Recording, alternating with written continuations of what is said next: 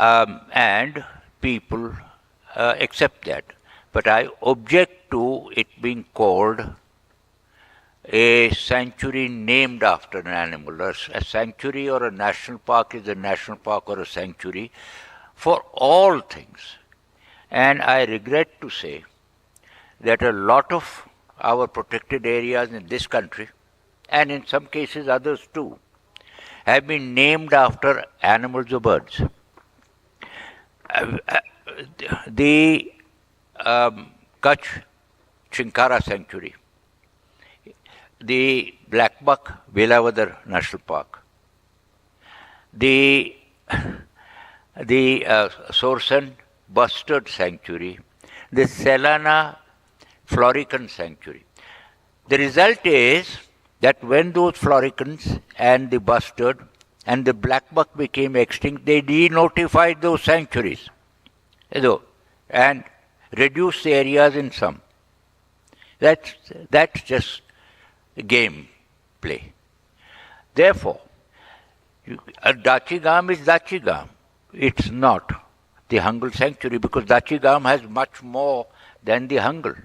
It has the sarau. My first sarau I saw there. It has the black bear, the largest population in the world. It has there was a rumor at the back that a snow leopard had come in at the backside of the thing in Mahadev Peak. Be as it may, the concept of saving the mountains by using the mountain mammals, as far as the importance and to save themselves also. The other concept that I would like to say is saving your national natural heritage, and in some cases your state heritage. All heritages are important. Cultural heritage, religious heritage, architectural, every one of them is crucial. But what about the nature? But all others are human-made, man-made heritages, and they are important. But what about culture, a natural thing which has been a gift of nature, the gift of God? God resides in not only temples in the mountains, God resides in the mountains themselves, and those mountains have been sanctified by religion and culture. The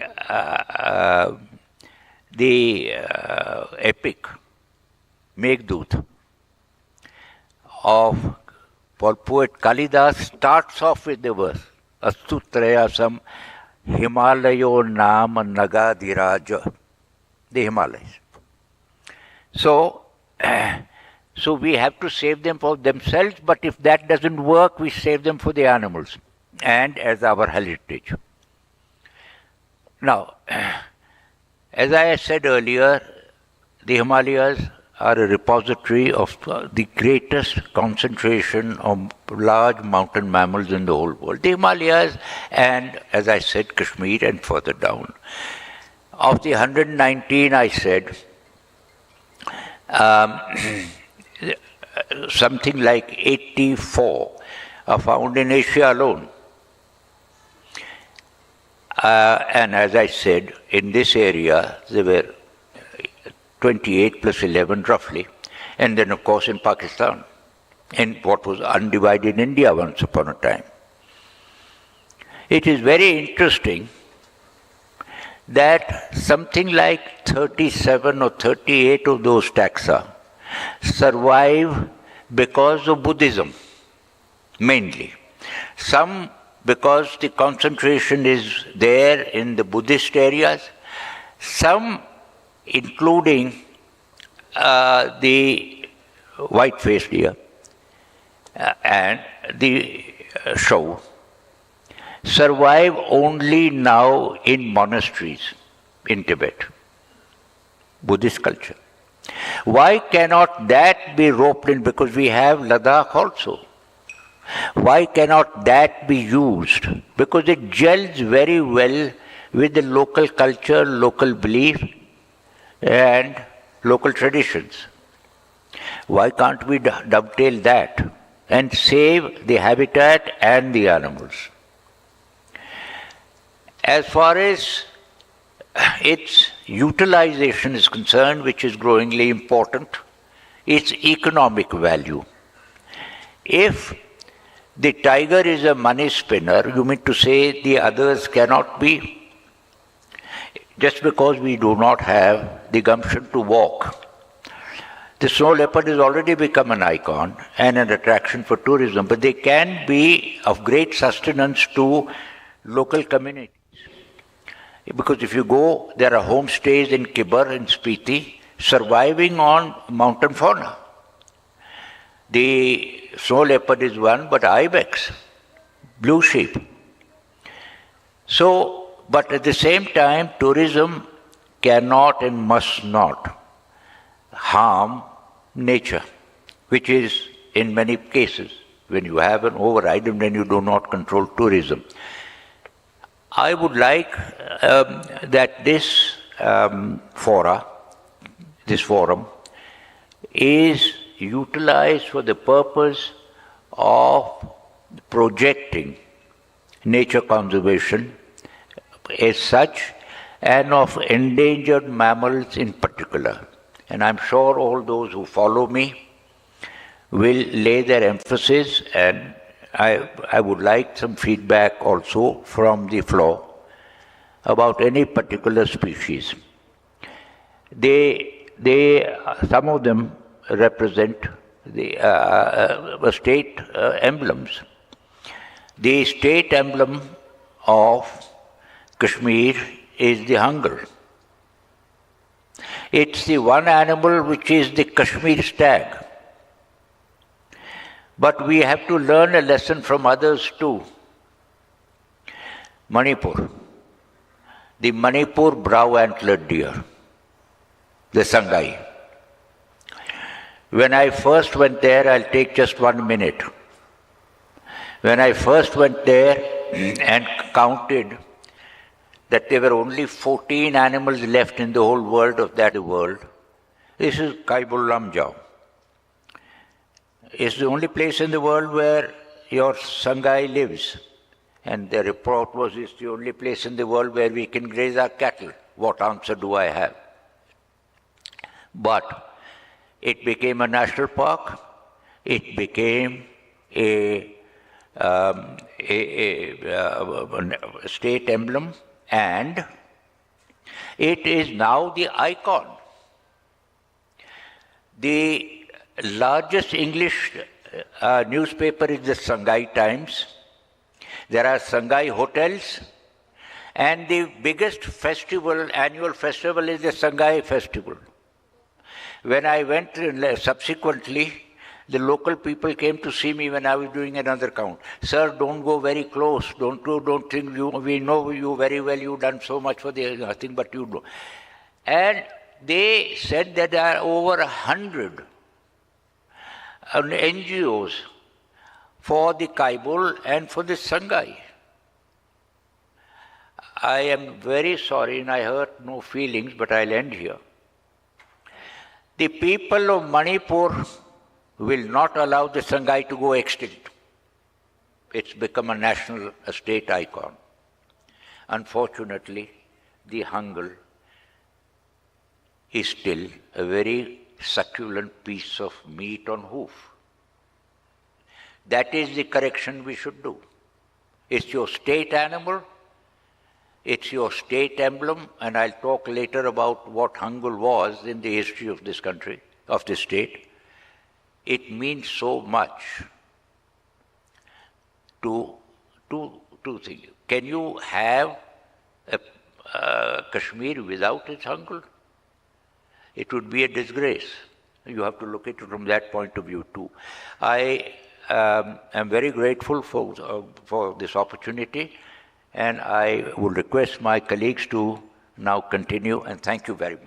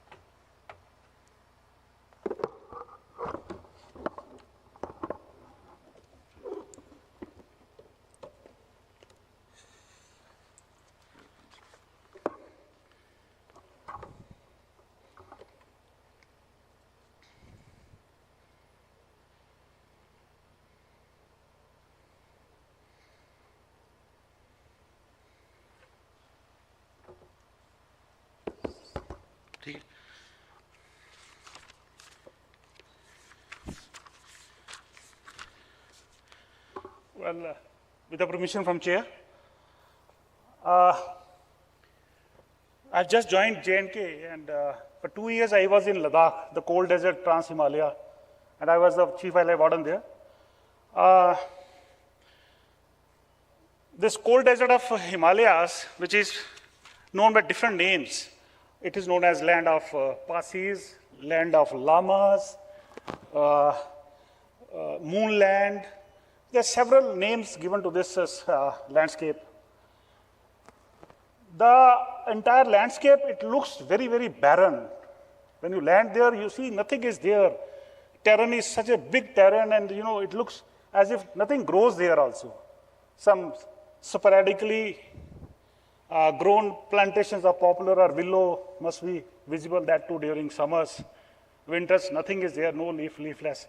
So it looks, the entire landscape looks like it's very, very barren and without any life. But actually, that piece of land, that entire landscape is so rich in flora and fauna. It is going there and seeing is believing, I tell you. People across the globe, they visit that landscape. They visit different valleys of Ladakh, particularly Leh, for three main reasons. The first and foremost is the unique culture of Ladakh, the Buddhist culture. People come to that place to see the culture of Ladakh, Buddhist culture. Secondly, people, they visit Ladakh for the unique landscape, for the photography, videography, unique landscape. And the third and the most important cause, which attracts mostly foreign tourists to Ladakh, is wildlife. Please believe me, I've seen people coming across the globe just for the sake of a glimpse of snow leopard there. So these three main attractions are there, which attract people across the globe. Now, basically, it's not a research paper. It's a small exercise which was done with respect to the population estimation of very, very threatened ungulate, the Tibetan gazelle. Besides that, some other good photographs are there, wildlife, mostly ungulates. So that is, my talk will be restricted to that only. Now, this is Ladakh. The actual area which is under the administration of UTF Ladakh is around, it is around 59,000 square kilometer. Towards north, there is a Aksai Chin, Siachen Glacier. Towards west, we have Pakistan. Towards east, Tibet, China. And towards south, we have Himachal Pradesh and rest of India. Now, this is the photograph which shows variety of habitats. I told bogs and wetlands are missing in this photograph. Different types of habitats are available. You see this, the lower one, this one. It says, this is a photograph of Daulat Beg Oldie, 18,000, 19,000 feet, which is the northernmost tip of Indian territory, adjoining to Aksai Chin and Afghanistan. There was a very famous British surveyor, Johnson, William Johnson. He has referred this entire terrain as terra ignota, the terrain which is absolutely unknown, which has no significance type. About 1.5 years, about 200 years back, when he was in India, he was governor of Ladakh also. That time he did survey, and this terminology was given to this piece of land. I have a small video also. Please see this. This is the Daulat Beg Oldie, because I feel most of the parties, most of the delegates, they must have not seen this terrain. Oh, कैसे जाएगा? Video नहीं आया यार. एक minute. Excuse me. Video is not coming there. It's there in.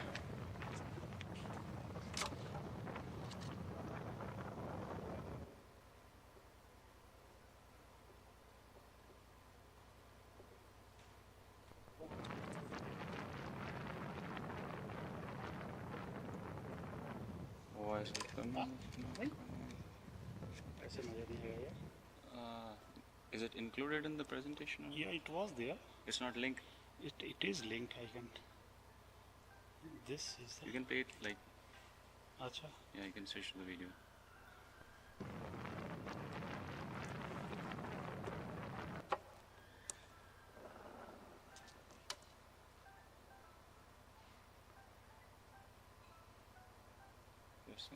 Huh?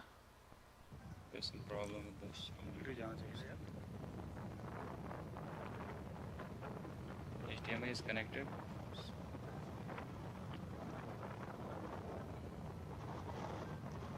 It is stuck.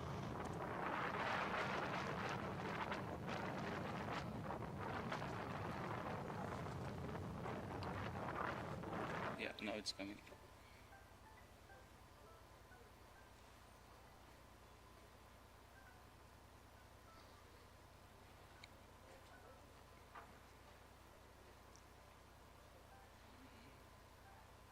It's coming now.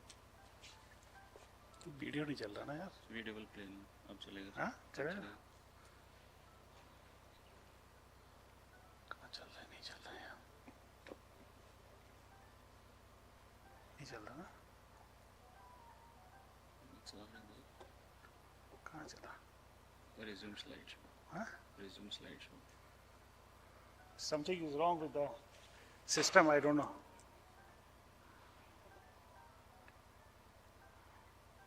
So anyhow, leave it. पर एक तो video और हैं अच्छे सारे यार, वो दिखाने पड़ने हैं. ऐसे होगा नहीं है. Can you just, There are few more videos which are to be, there's some displayed. problem with this. Hang कर गया शायद. इसमें सिस्टम अगर मैं कॉपी कर लूँ प्रेजेंटेशन. किसमें? तभी भी ऑडियो नहीं जाता है यार उसमें. इससे लिंक्ड होता है सारा.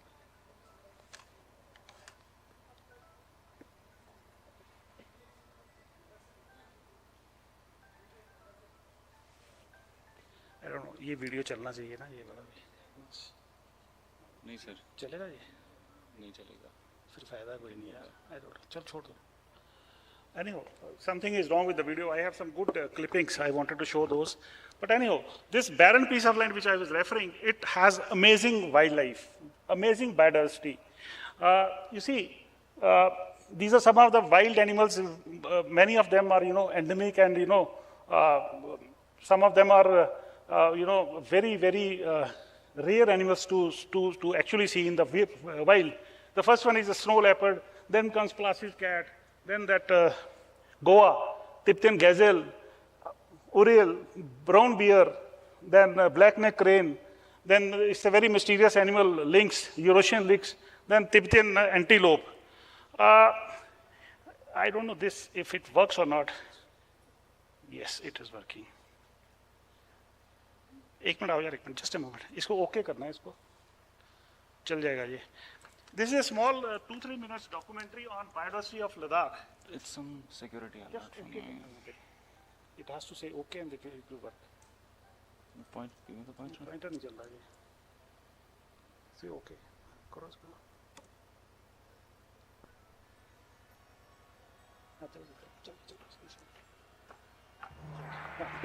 Please watch this documentary. It will give you the glimpses of biodiversity of Ladakh, both plant life as well as animals.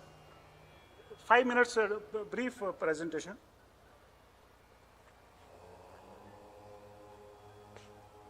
Volume बढ़ा सकते हो? Can you increase the volume, please? Volume.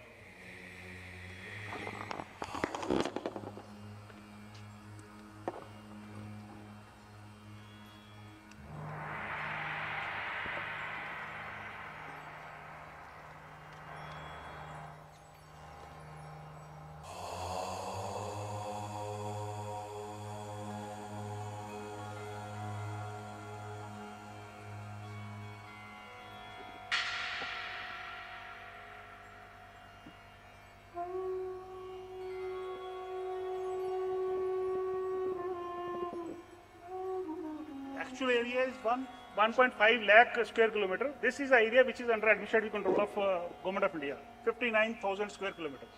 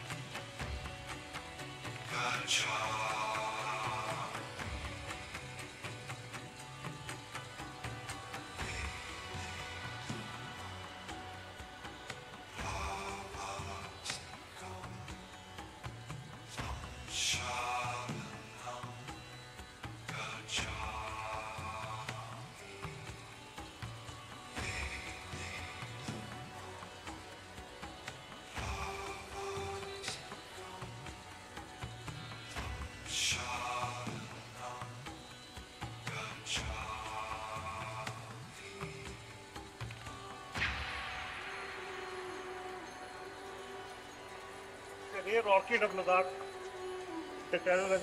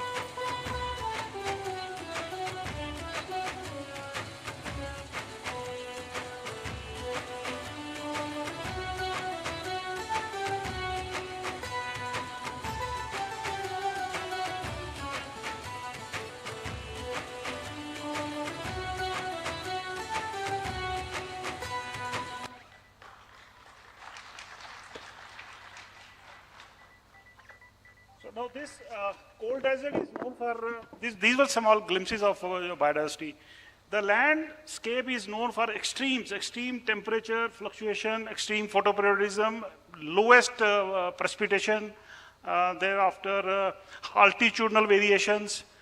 Because of all those, whatever exists there, whatever life form exists there, they have adopted to that type of landscape through millions of years of coexistence. So that is how they are so unique. So now, on the part of UT administration, snow leopard was declared recently as a state animal, and with proud distinction of having the highest number of snow leopards in country is with the Ladakh. 477 snow leopards reported in Ladakh, and this was released by the Government of India in 2024 only. State bird was declared as, this was black neck crane state bird. Then state tree was declared juniper. This is a very important alpine regions tree species, most threatened tree species of Trans-Himalayas. Juniper semiglobosa, state tree. Thereafter, state flower was also declared. This is Meconopsis aculeata. So now, protected area. If you remember that first slide, there was a map. There are 3 protected areas: Korakoram Nubra Wildlife Sanctuary, Hemis High Altitude Changthang Wildlife Sanctuary, and Hemis National Park. These are 3 protected wildlife areas under Wildlife Protection Act, Government of India, 1972. Duly notified. Actual, there are issues with respect to the area which has been notified, actual area of these protected areas. Like in our notification, Korakoram Wildlife Sanctuary says it has about 5,000 square kilometers. Actual area is around 20,000 square kilometers. If you use all technology which is available, Google Map and GIS and all that, it goes to up to 20,000 square kilometer area, which is part of wildlife sanctuary. And probably this is going to be the largest wildlife sanctuary in the world itself, if it is accepted by the government and notified properly. Then Changthang Wildlife Sanctuary, the notification of 1987, it says about 4,000 area.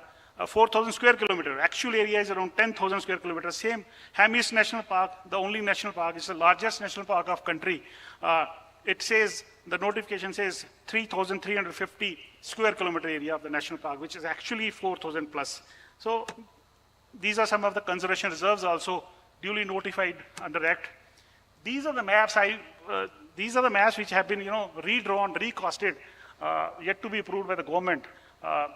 Some issues are there regarding rationalization of these boundaries and areas is still going on. Now, protected ungulates of Ladakh. Now, let's come specifically to ungulates. This is very important ungulate, Tibetan antelope. About 4,000 individuals, they come to this part of India from Tibetan plateau. And there are 2-3 habitats which are very famous and mostly 18,000 to 19,000 feet. Mean sea level, Tibetan Plateau, Changchenmo, and Daulat Beg Oldie. The video which I could not play was in fact Daulat Beg Oldie video. The northernmost tip adjoining next to that area is Siachen as well as Aksai Chin area. I'm sorry that I was not able to play that. Now this is another very important ungulate of Ladakh, Tibetan Argili. Commonly known as Nyan, about 250 species are there. Some of the areas where we can locate these animals is Changchenmo, Sokar, Kurbang, Alaska. Then Asiatic ibex, which is also known as Himalayan ibex. It's a true goat, very majestic animal. Different locations where we can locate it. About 6,000 approximately individuals are reportedly present. Tibetan gazelle. This is the most threatened ungulate of cold desert of Trans-Himalayas. And the population is very isolated and restricted to a particular area of eastern part of Ladakh, which is known as Kalag Tartar. I have some slides on this because I wanted to, small exercise was done last year regarding the population estimation of this particular ungulate, which I will be referring shortly. A very beautiful ungulate, and about 70 odd number of individuals are remaining here only in J&K. Same number must be there, not more than 50 must be in Sikkim. Though 2 places where this important and endangered ungulate is present as on date. This blue sheep is another very majestic animal, around 6,000 species, individuals are there. It is located all along the territory of Ladakh. Then this Ladakhi Uriel, this is male, female both, and small herd also. I clicked this photograph just adjoining Leh town itself last year. Then Tibetan wild asses. reasonably good number is there, but a lot of retaliation is there from public also because of the competition which this animal gives to the graziers and all that. That issue is there. Then wild yak, again very threatened animal, very few, less than 100. I think estimated number is around 50 individuals are reportedly be available, are existing as of now at Changchenmo and Dolat Beg Oldie area. Very rare animal to see. So now let's come to the small, this is the exercise which we completed on Tibetan gazelle. This is survey and population estimation of Tibetan gazelle in Ladakh. This exercise was taken up by the Department of Wildlife Protection Ladakh and the WWF. So it was a collaborative effort. Last it was done around 2,500 square kilometer area was browses, and these are the 5 locations where this survey was done using double observation method. And that time it was 41 species was recorded, and it was a preliminary report. But now last just 2-3 days back, I just confirmed they were completing that data, and they reported actual number is now 49 to 55. 45 to 55 individuals only. This is the area where this important ungulate, threatened and most endangered ungulate is having its habitat. This area, the pink one is known as, this is the map of Changthang Wildlife Sanctuary of that particular area. The gray one part is the Hanle watershed. The gray one, light brown one, not gray exactly, it looks light brown. This is Hanle watershed area, which is the easternmost part of Changthang, next to China border. Then the middle portion, the yellow one portion, where some spots are there, this is actually the area which is known as Kalak Tartar. Kalak Tartar. It's a alpine pasture. This ungulate, Tibetan gazelle, which is popularly known as Goa, it is restricted to only and only this area in J&K, in Ladakh. In India, you can say. And same number of population, around 40 to 50 individuals have been reported from Sikkim also, northern part of Sikkim also. These are the only 2 habitats where this ungulate is existing as on day in India. Now, threats to this particular ungulate, the isolated population is a main matter of concern. Feral dogs, free-ranging dogs is a serious threat which people don't recognize at the level of, but it's going to be finished. Last slide. This is a very serious issue with respect to wildlife management in areas like Northeast, then in Rajasthan also, as well as in Ladakh also. The threat, serious threat to wildlife from feral dogs. Around 40 to 50,000 feral dogs have been estimated to be existing in the entire landscape. Then livestock grazing, which is also very profitable business. Pashmina goat comes from that area. Pashmina wool is very costly, and very stiff competition is there with respect to grazing. Then habitat loss and degradation. Road infrastructure, this is another very important culprit. Because of defense requirement, there was a time when there was no road in that area, but now many roads are coming up. The only respite is that all these roads for the last 3 years, they are being regulated, they are being sanctioned properly under wildlife clearance. Before that, it was just open. Wherever you feel like you can go and have your road. So these are mostly defense roads, not mostly, almost all are defense roads, and unregulated tourism also is very important, because it's a big landscape. There's no demarcation. There's no proper road. There's no proper road also. Wherever you feel like you can take your vehicle and chase animals and all that. Last month's figure was 20,000 tourists. They went to that area. There's a new opening up pass which is known as Umulangla Pass. This is the highest motorable road on earth. Extreme left way. Umulingla. Earlier it was Khardungla. Now this Umulingla Pass is the pass where the road has been constructed, and this is the highest motorable road on earth right now, 19,000 feet. People, throng this area like anything. Last month, 20,000 people went there, and this is the road. This, if you see this Pungak yellow track, and because there's no fencing, nothing, no demarcation. Most of the people, they come to this brown area where this habitat is there, and that is a really very disturbing, with respect to wildlife management. Now, an effort was made last year also. We have convinced the authorities, defensive authorities particularly, to stop this upper one road. So now alternate road has been also now sanctioned under Wildlife Clearance Act. And that road is Hanle-Zursar Imsila Road, which goes below this habitat. So this is a small respite that now the movement of traffic will be through this. Besides that, the department has also now installed a barrier there with a small check post, not functional as on date because last month it was completed. So now this will be regulating the traffic also. It will be open to the army vehicles and the graziers, but preventing tourists to go to that habitat of Tipton and gazelle. So some boards are also there. That's all. Thank you so much. This was all I wanted to share with you. Thank you. If you want to ask anything, please, 2 minutes.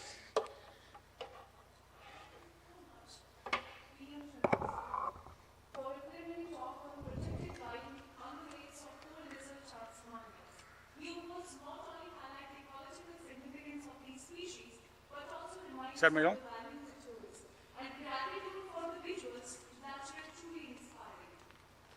Now, I humbly request Dr. Kapil Mushi, Assistant Professor, Region of Wildlife Science, serving as a rapporteur and will guide us to the series of thought-provoking presentations. There is again the humble request for the presenters to adhere to the time fixed to 5 minutes only.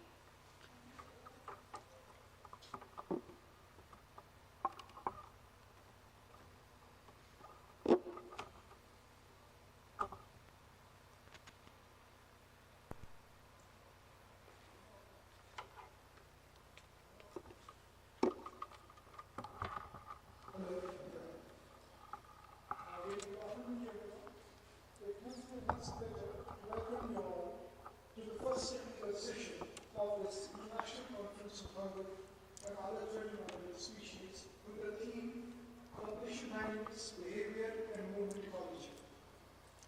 With the permission of the chair, I'd like to start the session, sir. I'm pleased to introduce our plenary speaker of the session, Dr. Susana Gonzalez, a globally recognized scientist whose work has greatly enhanced our understanding of the deer biology, genetics, and conservation across continents. Dr. Gonzalez has played a pivotal role in developing innovative strategies for the protection of endangered deer species.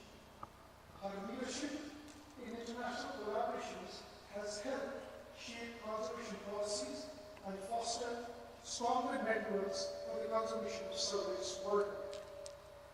Today, she will take us into an exciting domain of new frontiers in deer conservation, highlighting emerging challenges, opportunities. The place where deer live. And this is the situation of the tarim deer. You see that the Hangul is divided in 3 groups. It's divided in 3 subspecies. The Hangul, which is a species here in Srinagar. After we have the group of living in the Central Asia, the Bactrian deer along the river in several countries, in fact, Kyrgyzstan, Turkmenistan, and so on. And we have the other population living in the Tarim Desert.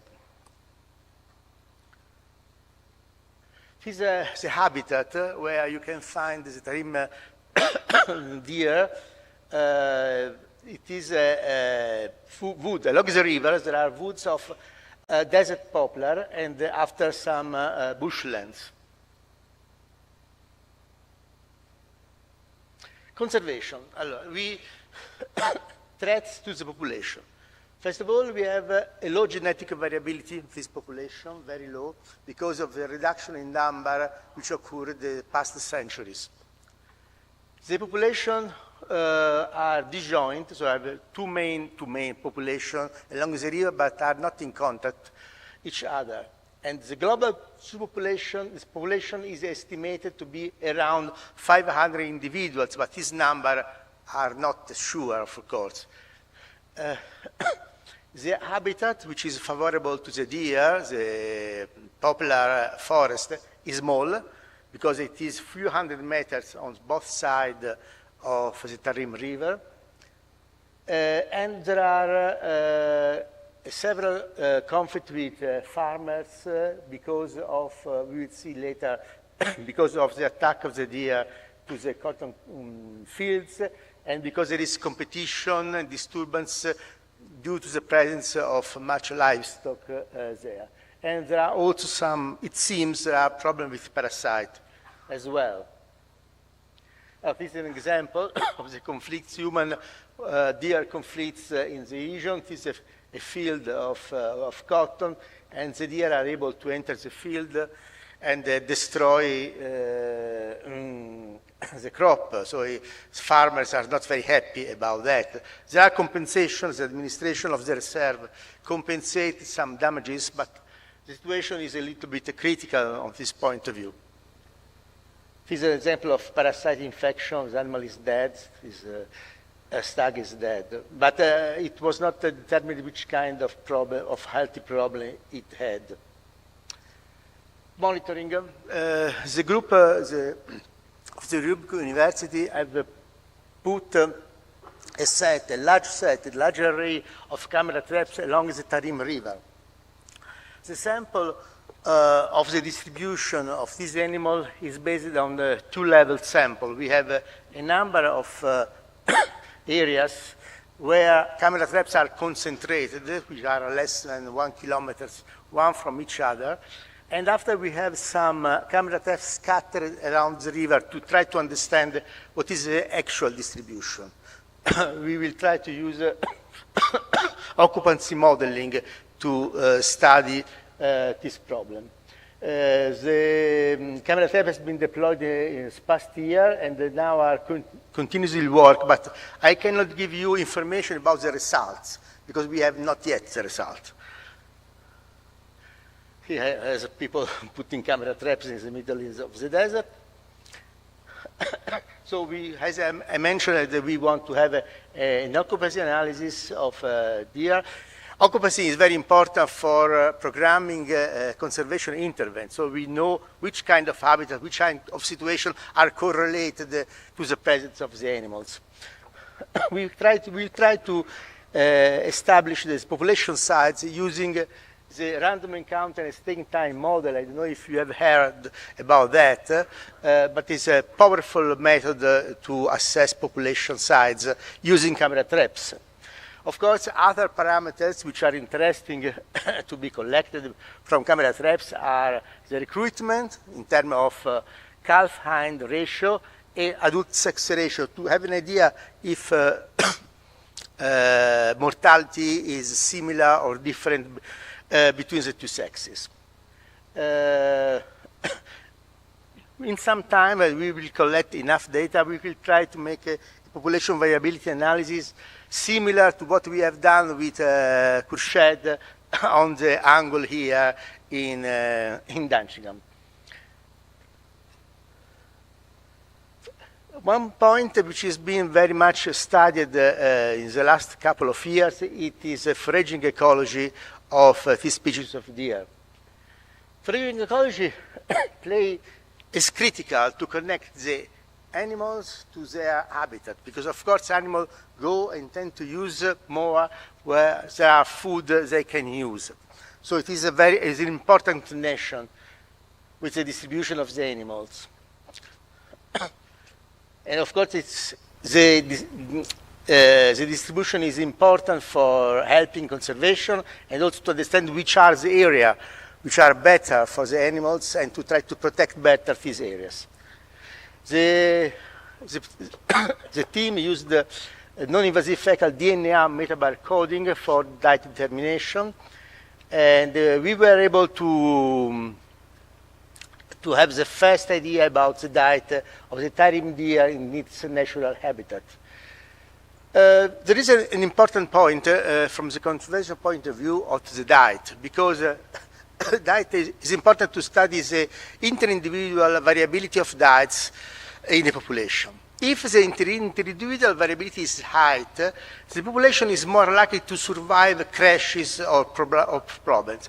If there is a sort of high specialization, all the animals eat the same stuff, it is clear that in case of crisis, determined by whatever reason, the population is more likely to become extinct. So the study of inter-individual diet variabilities can be important to understand the likelihood of conservation, of survival of this population.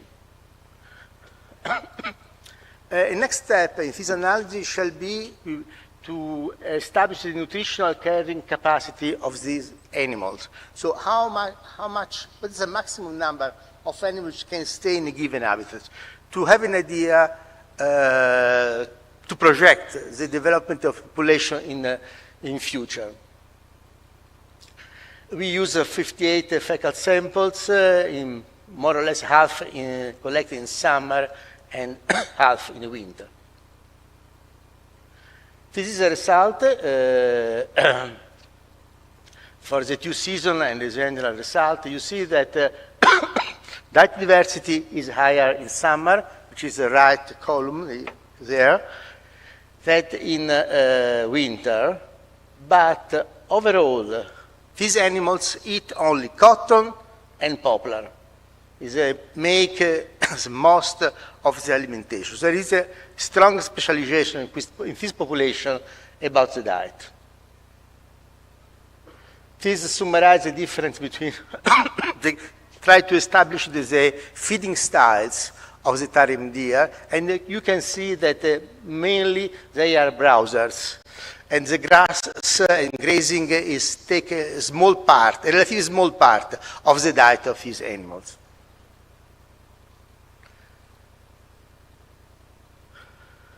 Camera trap, I think, has a big potential to investigate the ecology of these species.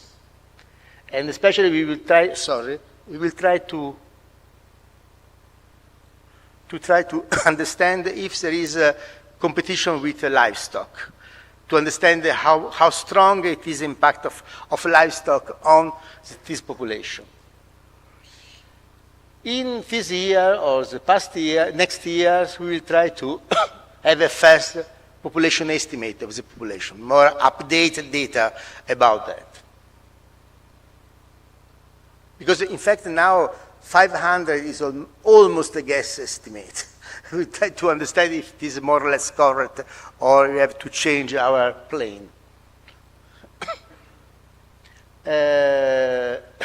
We suggest that similar approach could be used in the different population of the Hangul deer in Central Asia to have a sort of standardized study about the presence of these species and to try to estimate reliably the population. To establish the population is not easy. I have worked about monitoring of wild animals, wild ungulates, for a long time. There is a lot of problems. And I think a standardization can be a key to compare the different population of the Hangul deer. Something like what we are doing in Europe now, to use a snapshot data collection scheme, where many different countries, many different areas collect the data in a standardized way in a given period of the year. Because of course there is a problem of comparison of population size and distribution. It depends also on the season. Of course, data analysis could be improved using a larger sample, which have to be done, and to improve, especially to improve our understanding of the inter-individual variability in diet choice is a tarim deer. We have already spoken about problem of foraging competition, and that we want to try to compute nutritional carrying capacity of this environment. Of course, the last point is that, but we are not close to that, to study the movement, the special behavior of the tarim deer using GPS collars. Thank you very much for your attention.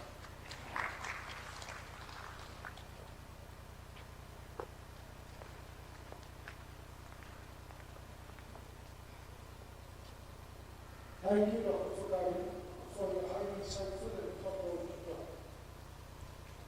Your detailed exposition on the phonetic ecology and conservation of tarim red deer has broadened our scientific understanding and given us valuable perspective for safeguarding this rare species.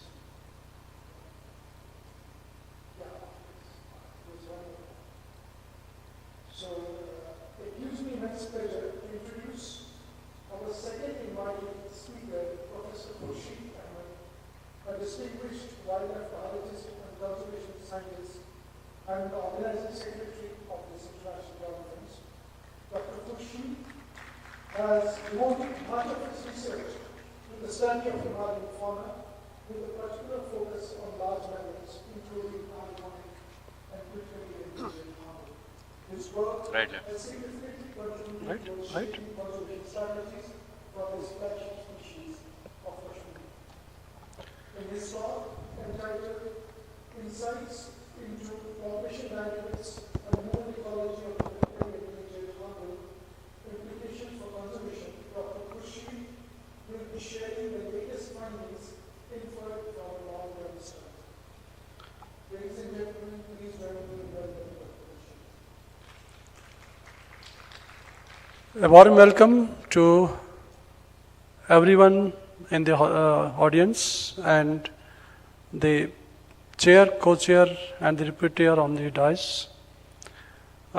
This gives me an immense pleasure to present you some of the very important data based on the around 20 years of our research on Hangul in Kashmir.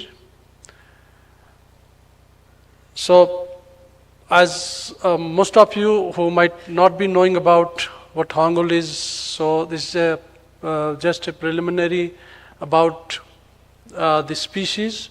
It was earlier considered as the subspecies of the European red deer, and now it has been recognized globally as a separate species with Yarkand and Bukhara deer as subspecies. And we have been able to resolve the phylogeny of this species, and the Hangul has diverged to Kashmir from Bukhara, the Central Asia, not from the Europe. So that is how it was thought about earlier, that it is the divergence from the European red deer, but we have been genetically proved that it has diverged from Bactrian deer and not from the European red deer. And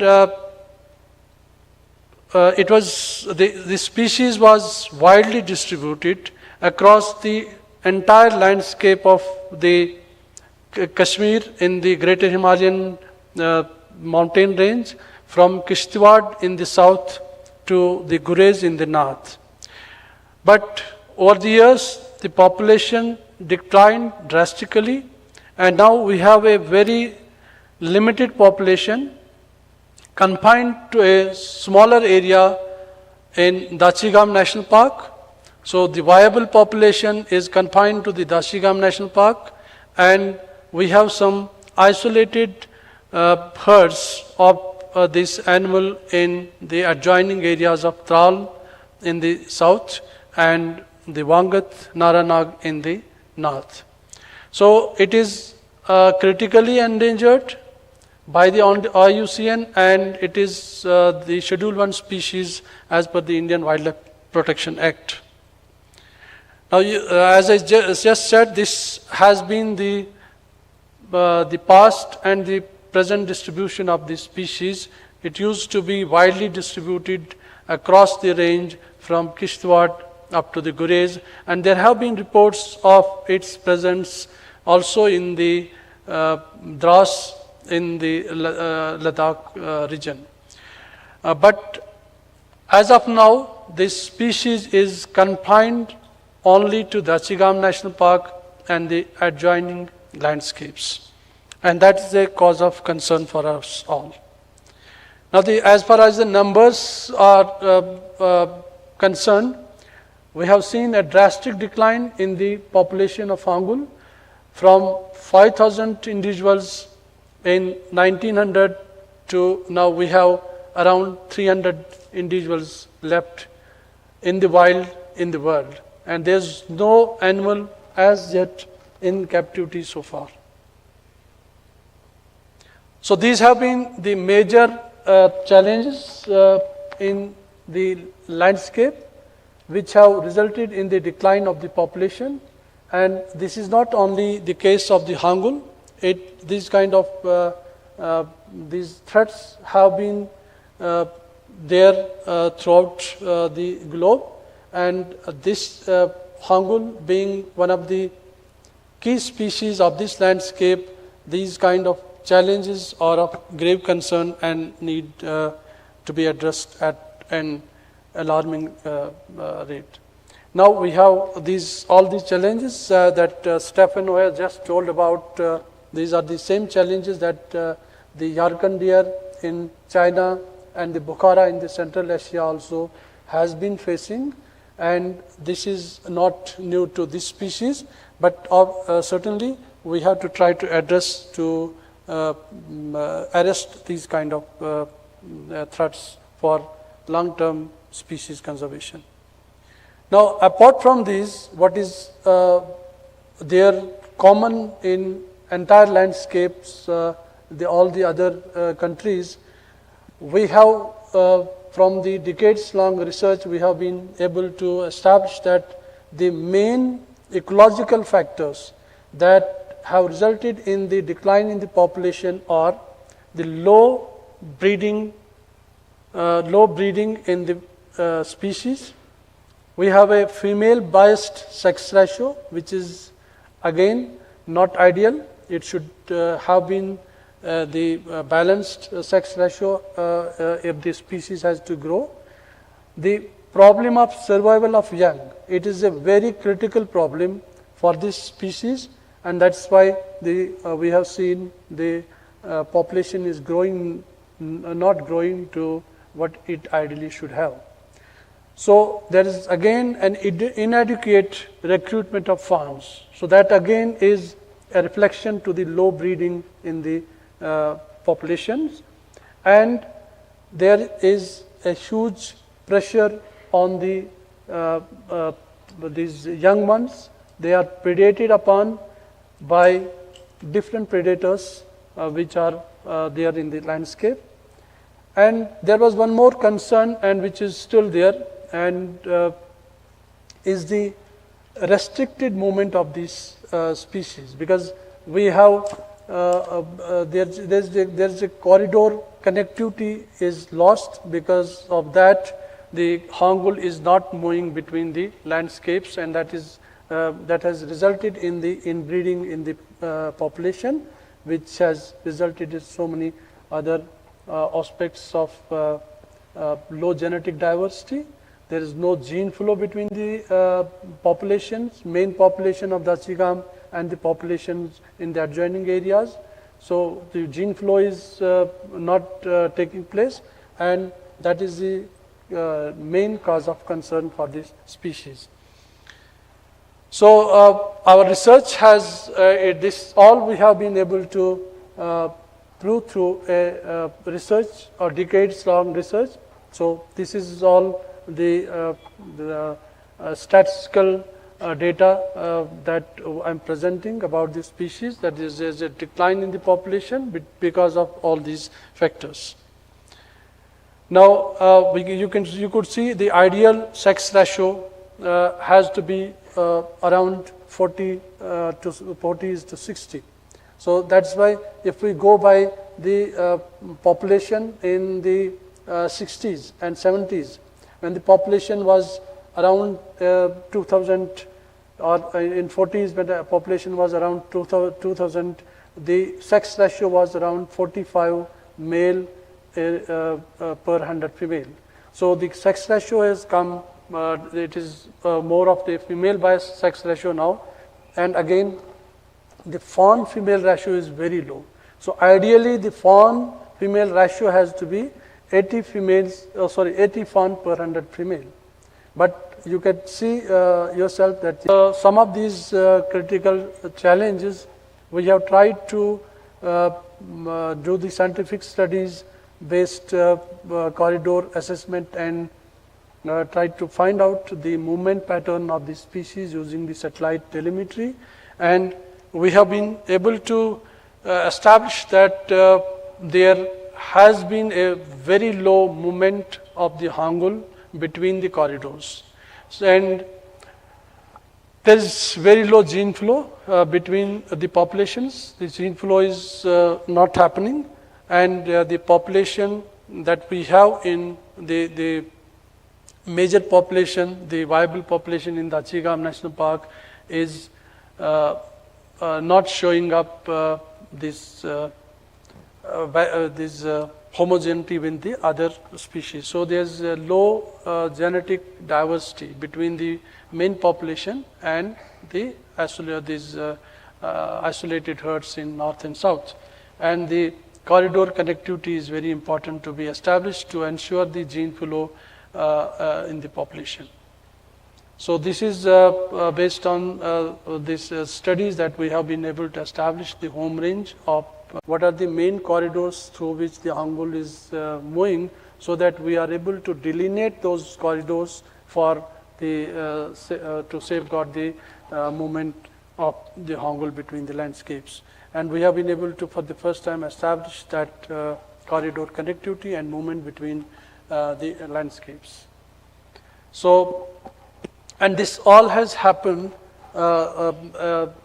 in 2018. We collared this female Hangul, and 2019 the female Hangul tried to move out of the Achigam National Park to one of the areas near Wangat, but it could not navigate because of the certain different pressures, because we have a highway going and the river Sindh in between the two landscapes. So it could not navigate this kind of pressure in 2019.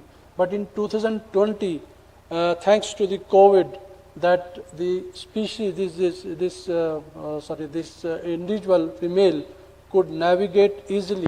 In 1 hour, it could cross over between this Sindh Forest Division to Wangat Conservation Reserve in just a 1 hour when the highway was closed and the movement was not there, and it could easily navigate between the landscapes. So that is again the pressures that we need to arrest, so that to ensure the easy movement of these animals between the landscapes. Hello. So again, this is very important that we have been able to evaluate that the Hangul, if we are not serious about the efforts that we need to take, the Hangul is going to get extinct in near future very soon. And we have seen that there is a stochastic simulations based this evaluation that we did, is that we do not expect under these kind of circumstances a catastrophic crash of the population, but definitely the population is under severe threat and it can go to extinct, the species can get extinct in very near future if we are not serious about the concerns and the issues that need to be addressed. So this is again the, as I told about the population viability under influence of the genetic heterogeneity. There is low gene flow between the populations, and we have seen that the sensitivity indicates that there's a 25% chances of the extinction of the species in very near future. So this is the hope for us. We are lucky to have with us the expert from Switzerland, and this is the story from the Switzerland. It is the message that was given by the WWF International Secretary General Claude Martin. He has written in this message that the Jammu and Kashmir, this Switzerland is 1/3 of Jammu and Kashmir. And in Switzerland, again, the red deer was extinct. And just 2 or 3 individuals which were just introduced from the adjoining areas. So this time we could see the population of more than 1 lakh in this landscape. So that time it was 30,000 individuals from 2 individuals. So this is our way forward. We need to actually try to augment the population, existing population in the these areas, adjoining areas of Tral and Wangat, so that we see the population growing in the isolated population is growing in that area, and there's a gene flow between the main population and the isolated herds in the adjoining areas, and we could see this kind of recovery of the species in the very near future. So conservation breeding program is a hope for the recovery of the species, and we have done a simulation for that also. With the 10 Hangul, if we stock in the conservation breeding center and supplemented by the 4 more Hangul every year, so the population of Hangul in Overa and Shikarga Conservation Reserve would grow at a rate of 5.3% over the next 100 years. So this is the hope, and we are hoping for this kind of developments to take place, and this is what we have tried in the past to gather the international support for this species conservation. And thank you very much. Thank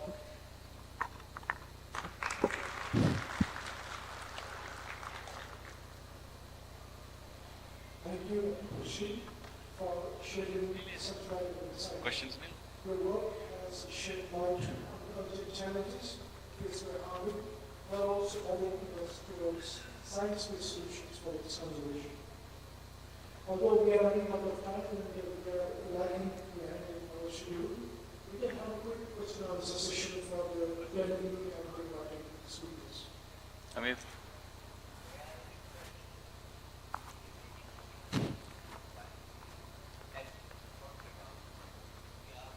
Behind schedule.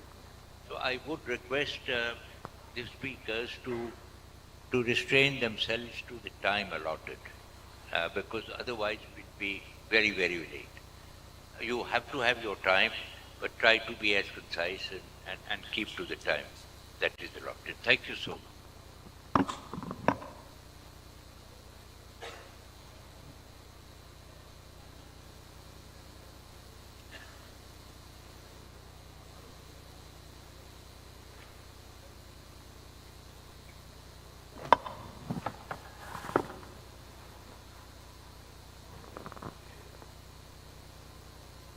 Amir?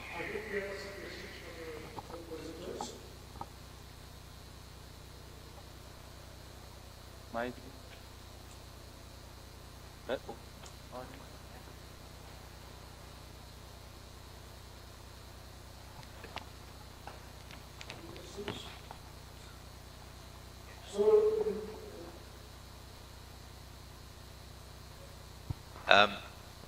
There have been some very, very interesting talk, and I do not want to take too much time, as I myself pointed out.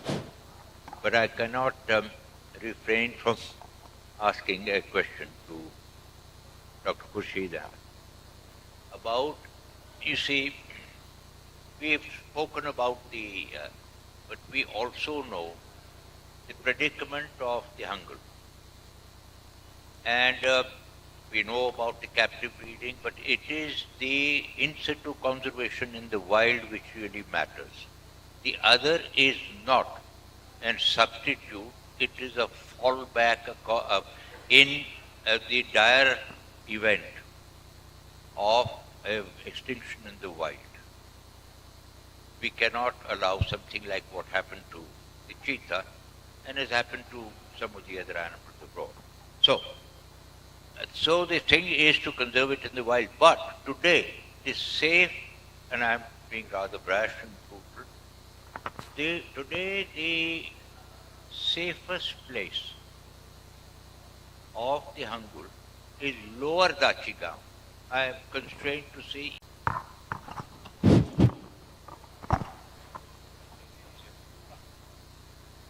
Sir, I could not actually get your question, exact question. Can you, sir, can you? The question was actually What is the future? What is the future of the especially the seasonal movement one, outside the Dachigam Mm-hmm. is there any the really see we get this information that the Hangul is still doing and is increased. The Wildlife Institute is involved, but I know what kind of pressures are put on organizers. It's not an independent estimation. The total number of animals outside the Dachigam complex, do any survive relic populations in this Sindh Valley, Litera, if at all, and right up to Vangat to Chandaji? Are there any hope of survival of the animal there? Sir, of course, we tried to address that issue. That's why we did the satellite collaring of the Hangul. But so far we have been able to establish, based on the one individual only, that the movement between Dachigam and Vangat, there's no movement that was established between Dachigam and Shikarga, which is a more hope than the Vangat. And that's now because of the efforts the government has taken of establishing the Tral Wildlife Sanctuary, which is, I think, a hope for the corridor connectivity that is very much required for this individual, for this species to grow and thrive and survive. So if that is happening in per se in the under in situ conditions, that is the hope for this species, I think. Because we need actually, that is the only pressure, is that we need to see that the inbreeding depression in the population, which is at present, that needs to be minimized, and that can only be minimized when there is a gene flow between the main population and the relic population.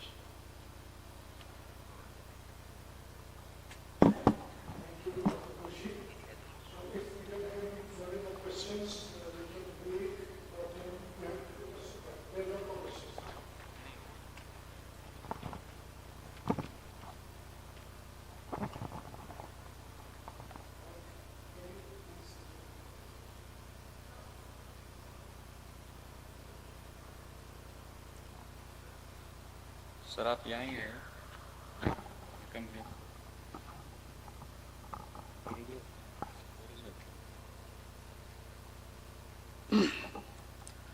Yeah, my question to Dr. Khurshid is that regarding genetic diversity, in my opinion, it is one of the main bottlenecks that we are not improving our numbers, because our these population statics, our fawn to mother ratio, it's very low. That means inbreeding is there.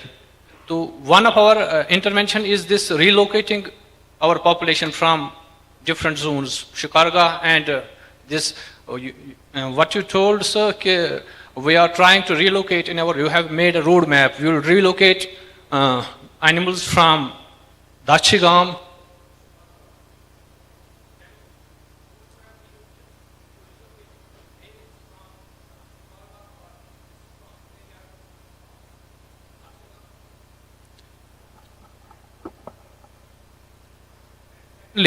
In addition to relocation, is your roadmap for this captive breeding and along with this assisted reproductive technology? Actually, the conservation breeding program, which has been initiated by the department, long back it was initiated in 2009. Now we have seen some success in that. We have been able to be successful in capturing some of the female individuals in the captive conservation breeding center. We are trying, the department is very much trying hard to get the male from Dachigam National Park to maintain the heterogeneity. So that is the main reason why we want a male from Dachigam National Park.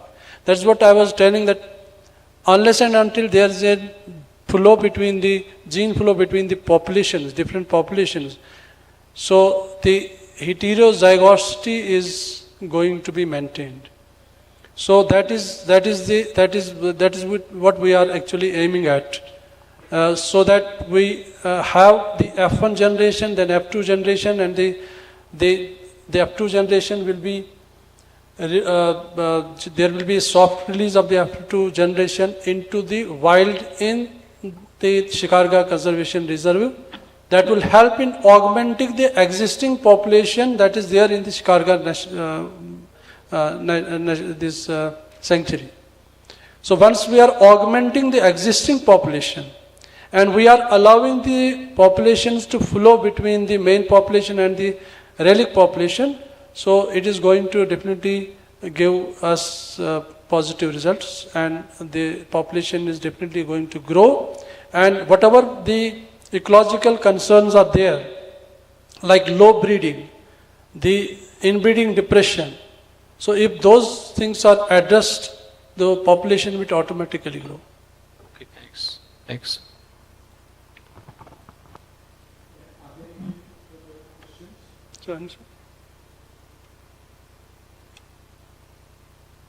So we can break for 10 minutes, we can refresh ourselves of the outside. We'll gather here exactly after 10 minutes.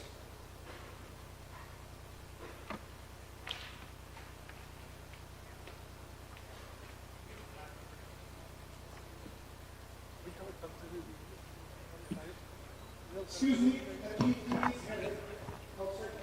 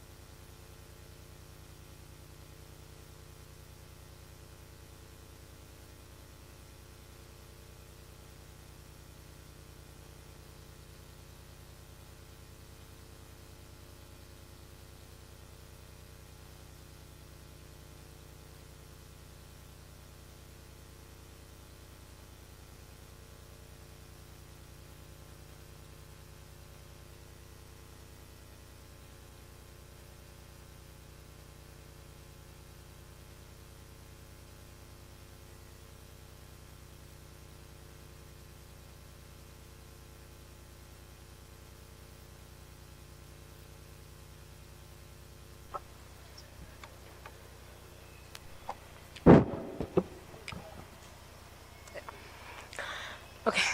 Good afternoon, everyone. I'm presenting on ecological separation of mountain ungulates.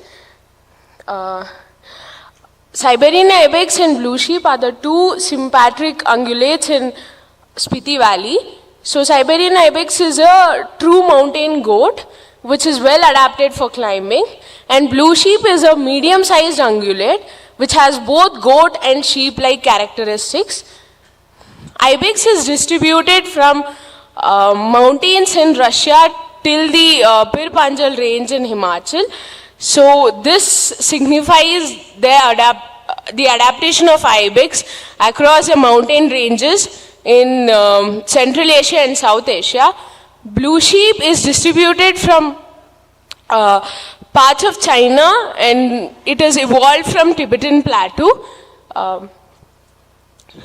Given the distinct boundaries of both species, this indicates that there is some possible competition between them. So they also overlap in some parts of China, Ladakh, and some parts of Himachal in Khyber and Pir Panjal range. So as we know that two related species occupying the same region, they compete for resources and can only coexist when they are ecologically separated by habitat or diet preference or both. So thus, the aim of the study is to understand the ecological separation between blue sheep and ibex during the resource crunch period. My research questions are: how do species differ in space use? How do they differ in habitat use? And what are the factors that influence the habitat selection? How similar or dissimilar are their dietary preferences? So the study was conducted in Khyber Wildlife Sanctuary in Spiti Valley, and the intensive study area is about 57 kilometers square, where the winter temperature can go up to minus 40 degrees Celsius. This is a glimpse of my study area. The study period was between January to April 2024, and the animals were directly sighted through using vantage points and monitoring trails. Habitat was assessed using 30-meter radius plots, where the following variables were collected. Fresh pellet groups were collected of both blue sheep and ibex to assess the diet composition. I would like to explain one habitat variable, number of directions in which escape terrain is available within 100 meter. So the idea behind is, if one escape route is blocked by the predator, so how many escape routes are available for the prey to escape? So these are the terrain types in my study area. So I did microhistological analysis of the pellet samples to determine the proportion of monocots and dicots. Jacquard similarity index was used to determine spatial overlap. NMDS and logistic regression was used to determine habitat use and selection. Despite limited forage availability, there is low degree of spatial overlap between ibex and blue sheep, where blue sheep occupied distinct areas and ibex occupied a small part of the study area. So both the species, they showed considerable overlap in the snow depth axis, which implies that the species use habitats with similar snow depths. And there is clear distinction along the x-axis, that is rocky slopes, which is a terrain type. This shows that blue sheep use moderate rocky terrain and ibex use more rugged terrain. So the factors that influence the habitat selection by ibex are elevation, number of directions in which escape terrain is available, and the terrain type. So as you can see, they prefer lower elevations and areas with more escape routes and interspersed rocky slopes. If you can see, this is an interspersed rocky slope terrain type. Here they are proximity to the cliffs, and it is much more rockier even though it has sparse vegetation. Blue sheep prefers steeper slopes, higher vegetation cover, and areas with lesser number of escape routes and proximity to the cliffs. So this is the blue sheep habitat. Both the species predominantly consume dicots, with more than 75% of dicots in their diet, and there is minimum dietary differentiation between the species. So the conservation implications are habitat heterogeneity is crucial for sustaining both species, multi-species management in high altitude ecosystem, and addressing grazing pressure and climate change is important. So these are the references. I would like to acknowledge Director and Dean of WII, my supervisors, people of Kibber and Cheecham, classmates and researchers. Thank you.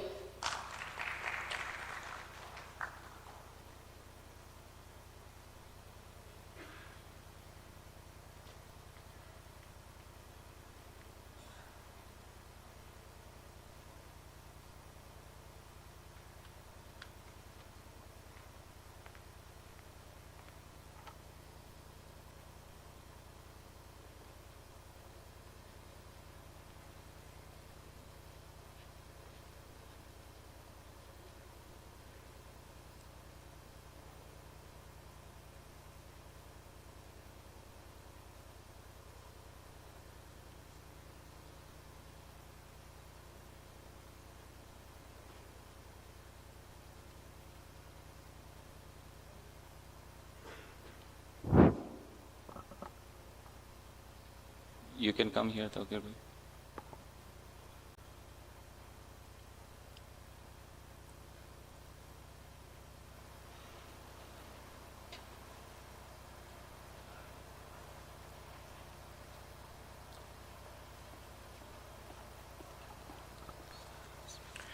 Thank you, Prakriti, for your talk. Now I'd like to call upon the stage Mr. Munib Nazir from Wildlife Trust of India to present his work on the seasonal space use patterns and recruitment rates of Kashmir markhor.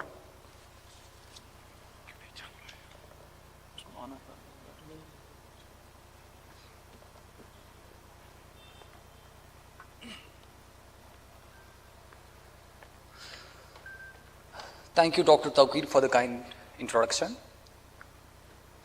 And my sincere thanks to the organizing committee, which provided me an opportunity to be here today.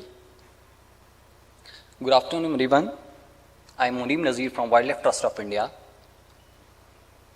And today I'll be presenting my work on seasonal space use patterns and recruitment rates of Kashmir markhor in the Kashmir Himalaya. So why we study Himalayan ungulates is that because Himalayas are the youngest and highest mountain range, ranging from around 300 meters to 8,000 meters, and are highly vulnerable to climate change. So talking about the ungulates, they are a major constituent of the Himalayan mammals and prey to top predators like snow leopards, etc. They are also called the ecosystem engineers, and the population of the ungulates is declining drastically worldwide. So as part of the species recovery program of Wildlife Trust of India, we are working on the recovery of Kashmir markhor, that's the world's largest wild goat. And in India, it's present in only UT of domain Kashmir with 2 viable populations, and the distribution range of the species has shrunk by 60% in the last 70, 80 years. So we conducted this study in Kaziranga National Park in the North Kashmir and Hirpura and Tatakuti wildlife sanctuaries in South Kashmir, as you can see. So the main objectives of our study were to assess the seasonal space use patterns of Kashmir markhor in the Pir Panjal and Kazinag range, and to assess the demography and recruitment rates of the population. So for the collection of data, we marked permanent sampling trails and recorded direct and indirect evidences. We also recorded group composition, time, location, and date for every direct observation, and we collected data in every season of the year. So coming to the results, this plot shows the encounter rates of markhor in Kazinag and Pir Panjal range. The x-axis shows the season and y-axis shows the encounter rates, and the black bars are the direct evidences or direct sightings, and the gray bars are the indirect evidence. So what we found was the encounter rates of markhor in Kazinag were significantly higher than the Pir Panjal, and in Pir Panjal the encounter rates were low because of the higher levels of disturbance like livestock grazing and due to the presence of Mughal road, we can say. Also, the marker used smaller elevation range in winter and larger elevation range in post-winter seasons, and the black bar is showing that we got direct sightings in the winter season only and no records of indirect evidence.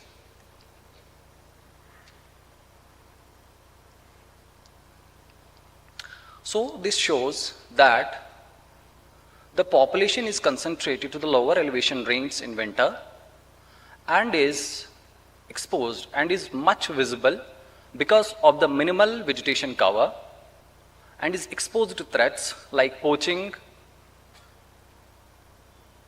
and also predation. So the demographic surveys revealed the male is to female ratio of 1:3 and recruitment rates of 0.58, which shows that it is a slowly and steadily growing population. Based on these results, it is suggested that we have site and season specific conservation strategies like more patrolling in the winter season. As I already mentioned that the animals are present in the lower elevation range in winters and are in close proximity with the population settlements.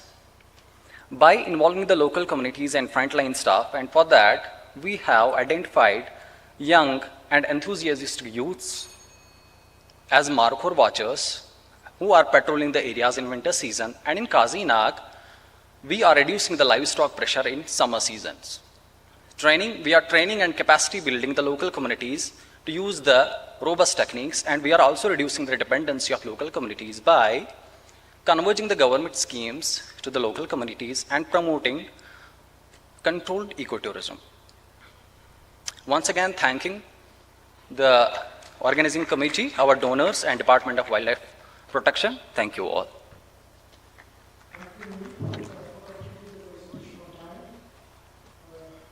Our next speaker is Mr. Azam Khan, who will be presenting his work on the black buck population dynamics in the farmlands of the world.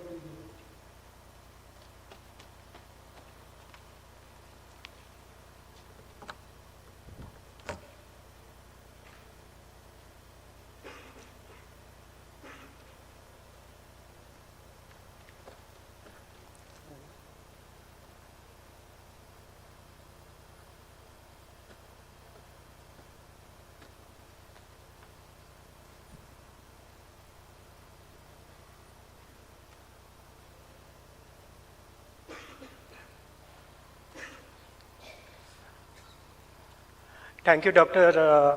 Taqir, for introduction. I am Azam. I am a researcher from Bihar Forest Department. This study was conducted during the 2021.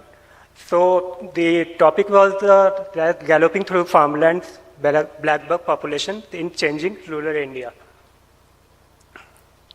So before the study, I introduced this study why we conducted. So the black buck is a scheduled species according to Wildlife Protection of Act 1972. Actually, this sighting, most of the species is sighted toward the human modified area landscape, especially in farmlands.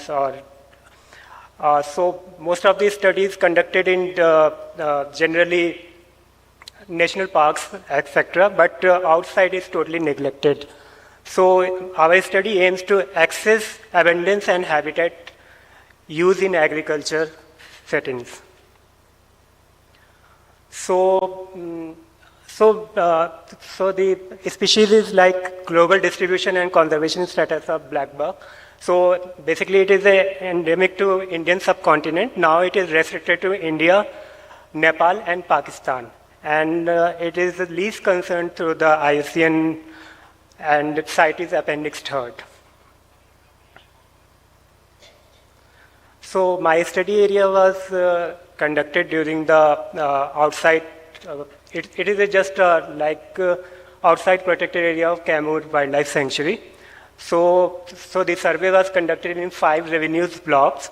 Landscape included, so the area was most of the lands is agriculture, but some of the patches area, scrub patches areas are also there. So we used during the time constraint, and it was a very short study. So I used the total count method. So it was basically based transect around the area of 1,289 kilometer square. So we used the double observer to reduce the biasness detection. So black buck abundance across the block, the total groups we find 204 groups, total 1,117 individuals. Their mean size is, and it was recorded in highest in the block Karagar, and lowest in the coaches. So significantly, variability crosswalk values p-value is significant. So the sex ratios and group structure, it is a adult male to female ratio was 1:2.3, fawn to adult ratio 1:7. Most of the 72% of the group were small, less than 10 individuals, and largest group was observed 73 individuals. So where do black buck prefer to be? Mostly 95% sighting was in agriculture. Some of them are used in agriculture patches. So it indicates that the adaptation in the farmlands. So during that, challenges in human-dominated landscape, mostly monsoon-related predations by dogs and jackals were predated, and crop damage concerned by among the farmers, and lack of water sources during the dry periods. Strategies for the coexistence, generally we do prefer for the key installations in the key areas, predator controls and monitoring, policy supports for the non-protected areas population, community-based conservation program should be applied. Takeaways for blackbirds are thriving mostly in the farmlands outside these protected areas, and demographic and spatial patterns are adaptations and vulnerability. So urgent needs for the inclusive landscape and conservation. So I am greatly thankful for the Rohtas Forest Department and my local communities and assistants. Thank you. Thank you, Mr. Azim Khan, for your talk. Now I would like to call on the stage Mr. Adil Qazi for his talk on conflict depredation behavior of leopard in South Gujarat.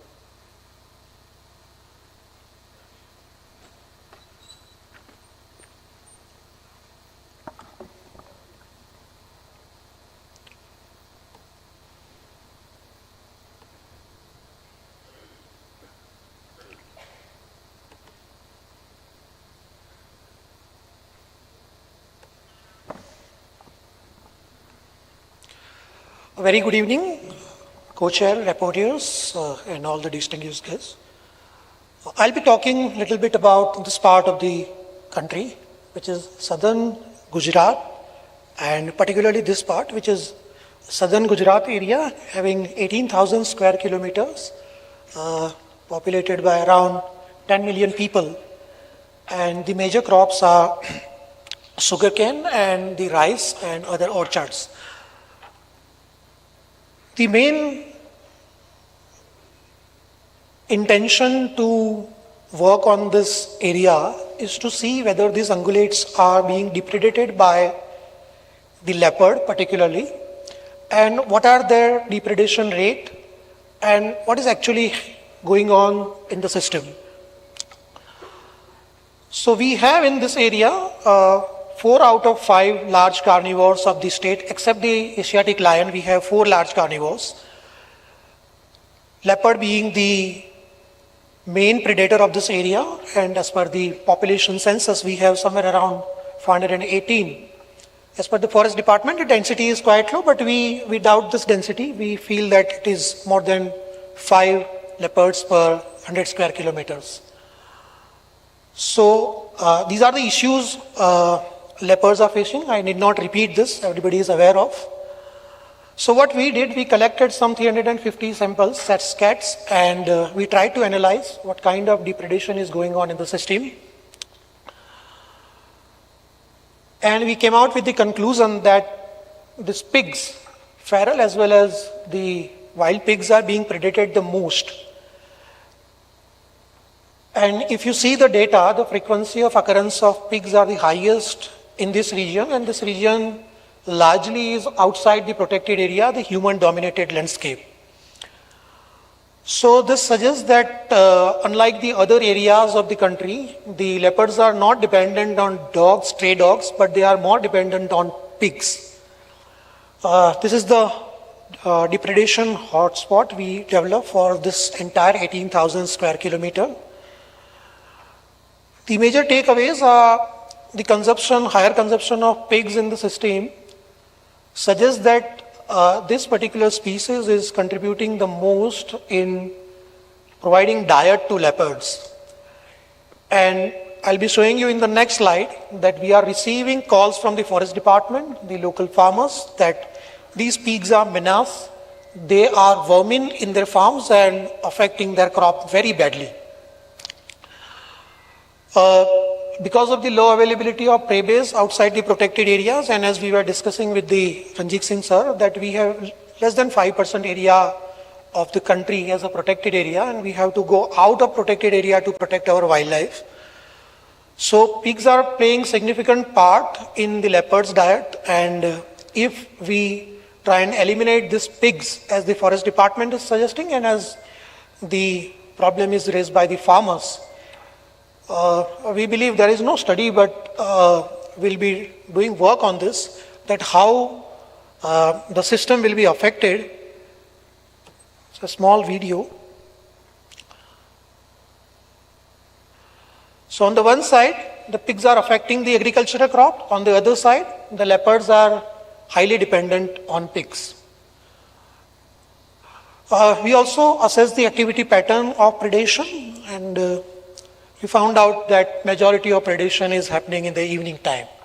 Thank you very much. Thank you, Mr. Hangul. Continuing the session, now I'd like to call upon Mr. Jai Gupta to deliver his talk on occupancy patterns and habitat use of Himalayan thar.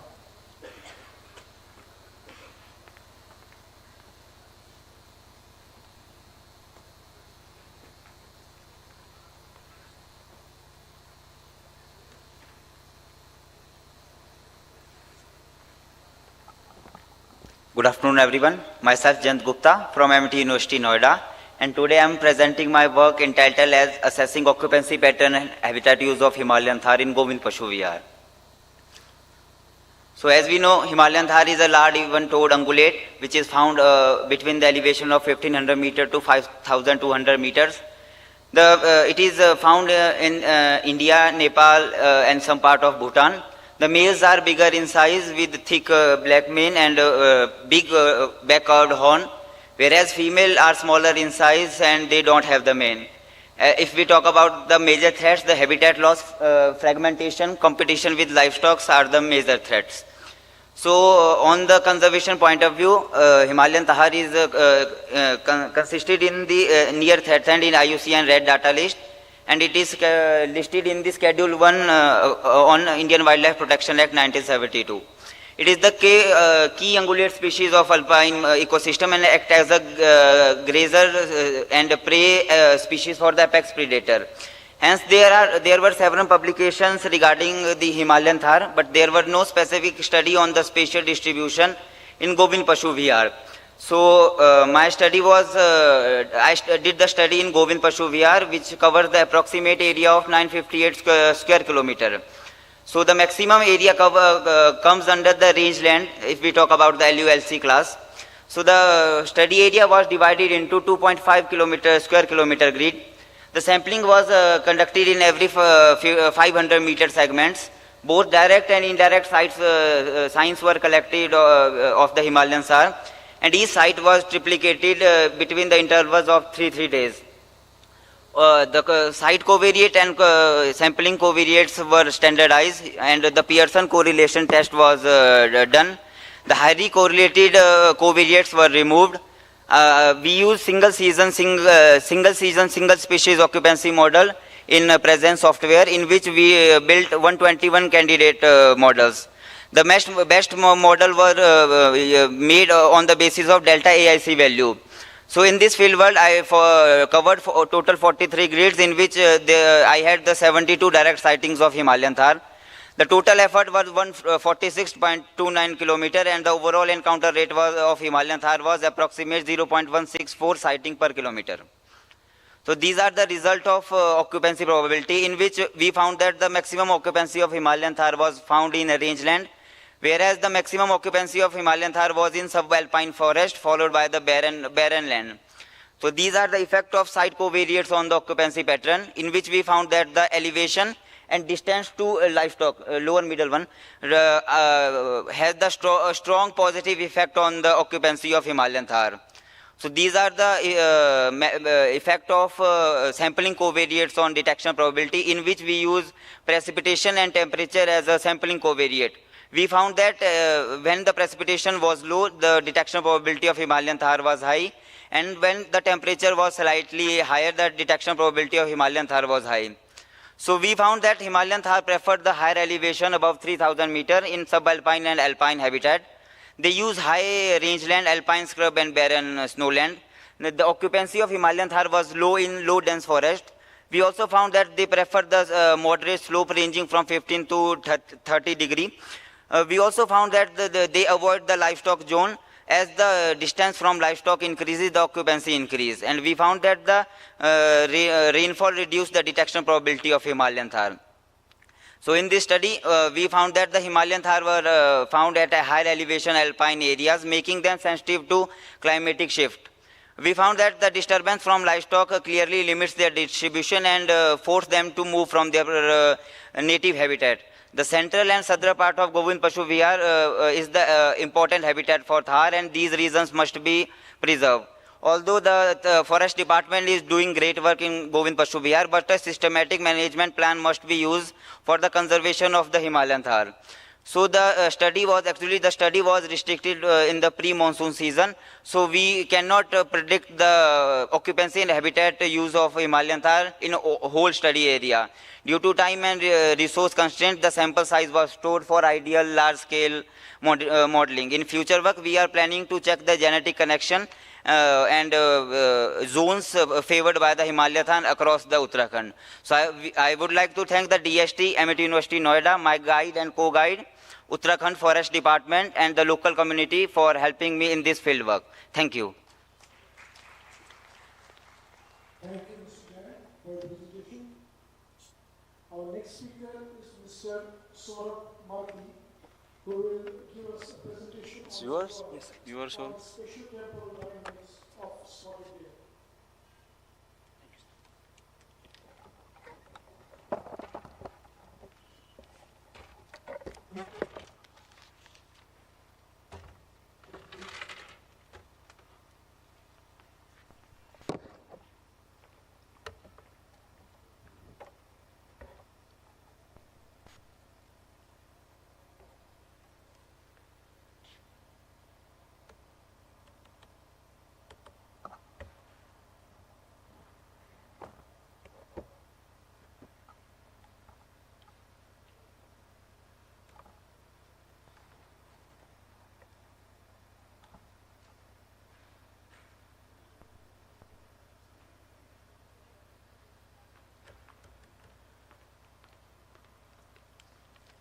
You need to. Done, sir. You need to give me this presentation later. Oh, yes, I will share it. Hello. Okay. Hello, good afternoon, everyone. Hello, good afternoon, everyone. So my name is Saurabh Marti, and as my topic suggests, that I am going to show my occupancy modeling over 2 winters. But as both winters are having similar results, I am just showing for 1 winter. So I would like to say that my guide is also here with me. Here is Singha, and also Dr. Khurshid Ahmed sir is also my joint supervisor. So basically in Raimana National Park, we have 3 deers, barking deer, spotted deer, and sambar. And so in my method, I had 2 by 2 square, 2 by 2 kilometer grids, and we had used I had walked 3 transects per grid, and also I used camera traps. So per grid, I had at least 1 camera trap for 30 nights. Then I had some coverage, grass cover, canopy cover, distance to water source, elevation, distance to human settlements, habitat, human activity, and livestock. Before the modeling, I sanitized, I screened for multi-community, and I also used an unmarked package in R, and I built my model. I checked for goodness of fit, and I also made some candidate models. Then I checked the C hat values for dispersion, and based on that, I decided that I had to use QAAC instead of AICC. And so I model average from a top 2 models, choosing the values of delta QAC that are less than 2. And these are my cohorts that I had modeled. So I will show this in graph wise. So basically for habitat, spotted deer use both habitats here in Raimana. There was no significant difference. And this, but in case of water source, also it was significant. As you can see the graph, the red lines are depicting the difference where the deer was actually seen. And similarly for canopy cover, also they preferred a low canopy cover, and you can see the red lines that showing that we have seen more deers in the lower canopy areas. And the same for grass cover, it was also positive, but there was no significant difference. But it increased as the grass cover increases. So my non-significant coverage were distance to human settlements and elevation. You can see that in case of distance to human settlements, the sightings were spread from low to far. And elevation, it was truncated around 200 meters. And for overlap, I had used Priyanka index. As you can see that for all 3 pairs, it was high. So overlap, you can see this picture. Sambar and barking deer in the same frame. And in case of grassland, you can see there was a spatial and also temporal niche overlap between the barking deer, but sambar was not there in the grassland habitat. And for semi-African habitat, also similar, barking deer, sambar and suborder, but sambar was present at night time. They must temporarily used at night. And for elevation also same, all 3 species were found. And this is the occupancy that I had predicted for Raimana National Park. And basically, this is a paper that was done in 2014, but published in 2023. So what I had found was that there was difference. In this case, the occupancy was predicted in the middle area, and in my case, it was actually in the fringe areas. So what would change? So Raimana was declared a national park in 2021. So in 2014, there was heavy logging and human activity in this park. And so now because it has changed, and after creating a national park, fortunately, due to lower human and also livestock influence, now this has changed. And so in my conclusions, I discussed what were actually positive and what were negative. And basically, Raimana is actually, spotted deer, this is the easternmost limit in the northeast region. So basically, it means that, as Krishna Amata was saying, even in Raimana, there's possible of inbreeding. So I would like to finish by saying that, and also acknowledge my guide and joint supervisor, and also WTA for their support, and my field survey team. References, thank you. Thank you so much for your talk. The next presentation is on the temporal segregation between wild ungulates and livestock in the Kashmir. We should be present, but it's not as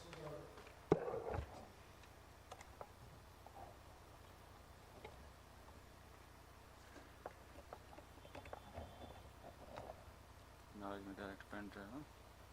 ठीक होगा.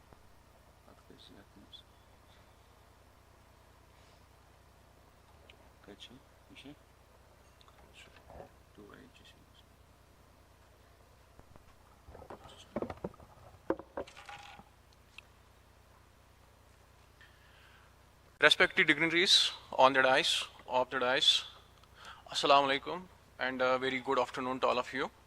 Myself, Mohsin Javed, I'm a PhD student from Aligarh Muslim University. I'm presenting, this is a part of my study, sympatric ungulates of Kashmir Himalayas, ecology and conservation. The objective of this study is focused on the ecology and conservation of the sympatric ungulates of Kashmir Himalayas. The study is a part of the large-scale camera trapping efforts in the area from last 2 years. And the species of focus in this study are Hangul, musk deer, markhor, and goral, and livestock. This study, in this study, we have selected these areas of the Kashmir region. We have removed the area of the valley, which is the habitation, mostly the Srinagar area, and we have selected these areas as per the valleys. We have installed 40 camera traps in each of the valley of the Kashmir region, and in total we have installed around 250 camera traps, and each of the camera trap grid was 2.5 square kilometer. We run the maximum entropy model for this species, for this markhor, goral, ibex, hangul, and musk deer. We got that the musk deer has most of the area of the musk deer is outside the protected areas of Kashmir and towards the Gurez region, and this towards the Gurez region, and connecting whole of this area till the Dashigam area, and whole of the ibex area was outside the protected areas, and Hangul was distributed towards the Sindh area and the Dashigam area. This is the map of the ungulates of the Kashmir, and what is the distribution of these ungulates for the valley. This is actually the sympatric map, which species is where in the sympatric. Comparative. This is the dietary overlap. This is the daily overlap of the camera trap data, which we got that during the daytime the highest peaks were for the sheep and goat livestock, and the musk deer was using the evening and morning patterns. In daytime and nighttime, the other species were also in these higher peaks, but during the day they were in their lower peaks. Seasonal variation was there in this species. This graph shows that how much the area they are using in the altitude and how high and low they are going during the summer and winters. In winter, the ibex was coming down to down towards the forests, and in the summer they were going towards the areas where in summer there are sheep and goats. They have a clear overlap between the sheep and goat in these areas. And we run the niche overlap between the species, which we checked by the this Lemon's index and this Shannon's index. We got that highest niche breadth was for the Hangul, and the lowest niche breadth was for the ibex. Ibex is more specialist than the Hangul, and there was in the overlap we checked that the highest overlap was seen for the Hangul and ibex. There was little overlap, but there was good overlap between the ibex and musk deer. For the this goral and markhor, there was also the good overlap. Thank you. Thank you, Mohsin, for your presentation. Up next, I would like to call up on the stage Ms. Savannah Goswami from the Institute of India to present her talk on the population dynamics of cheetah race in India.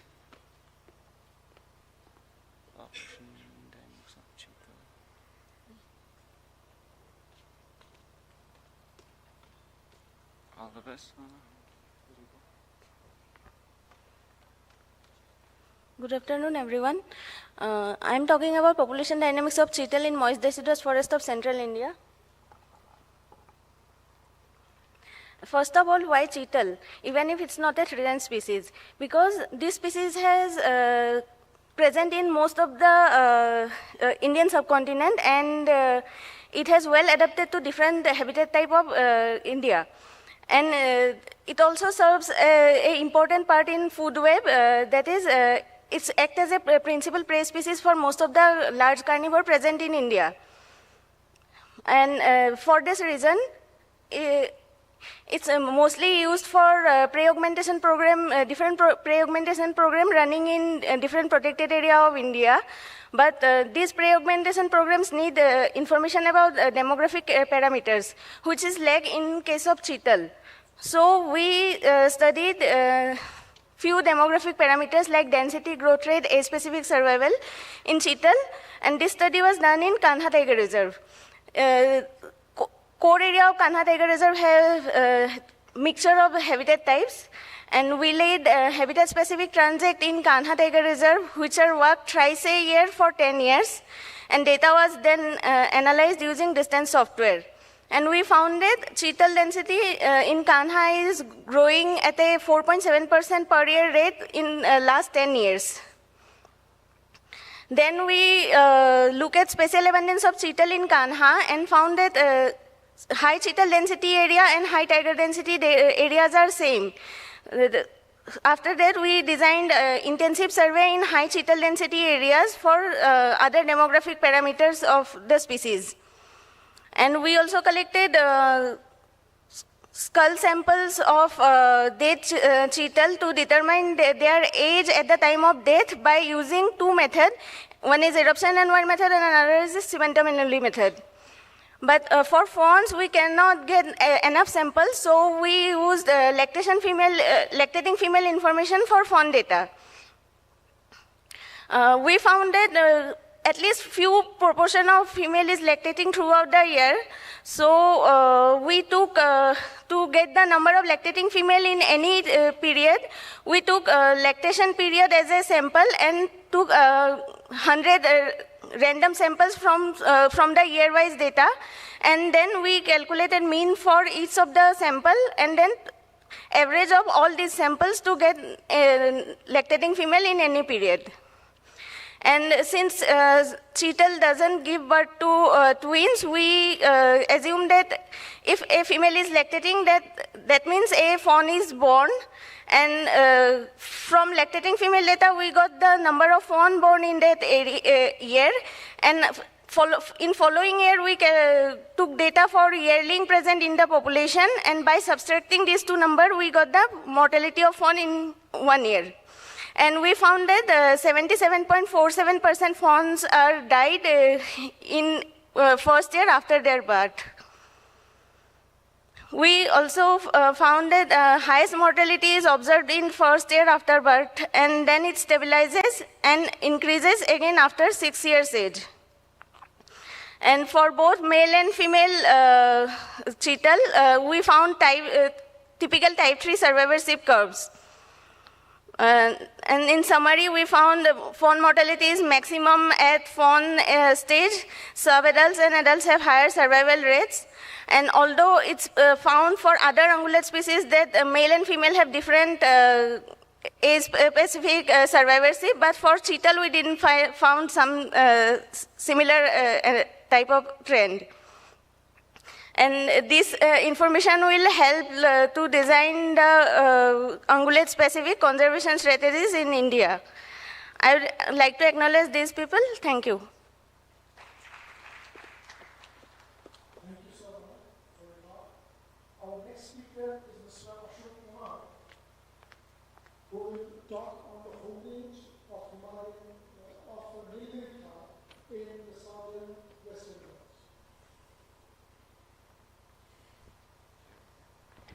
Yeah. Good evening all. Thank you, sir. So next 5 minutes I'll be taking you from Himalayas to the Western Ghats. This is the first time we have done the radio collaring of Nilgiri. It is part of the state government project, Project Nilgiri. Okay. So I'll be talking about the Nilgiri, why you need the collaring, why you need the radio collar, home range estimates for the Nilgiri compared to other species. So you know the Nilgiri, it's a flagship species of state of Tamil Nadu, and it is also an endemic and endangered species. State animal of Tamil Nadu, and the estimated population is just 2,655. That's a recent estimate from our study. They occupy the grasslands and cliff areas. Elevation ranges from 270 meters to 2,700 meters. So they are like highly diverse in their habitat use. You can see the entire western Ghats of Kerala and Tamil Nadu, starting from Nilgiris mountain to the Cape Comorin. And around 58% of the forest, extensive because of plantations in the early 80s. Next, coming to the ecology, they are bimodal. You can see the foraging bimodal peaks. Gestation is around 6 months.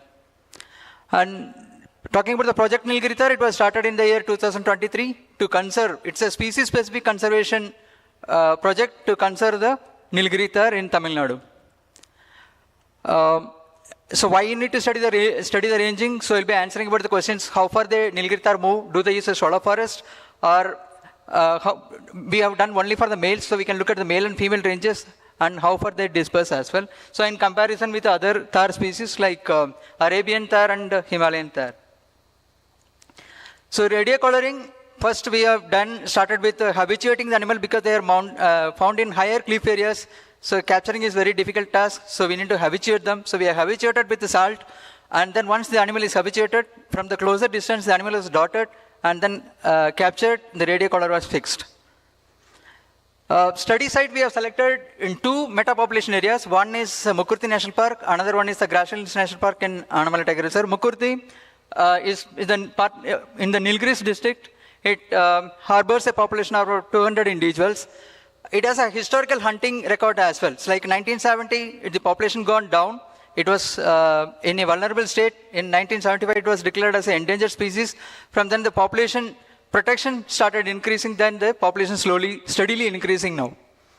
And major threat in this area is the invasion. Wattle and Scotchbroom, gorse, all the species that invade into grasslands.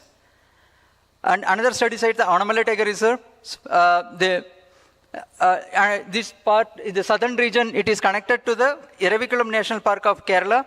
So this is one of the meta-population where we have more than 1,000 individuals at a single stretch. So this is one of the viable population that can conserve the species for a longer period of time.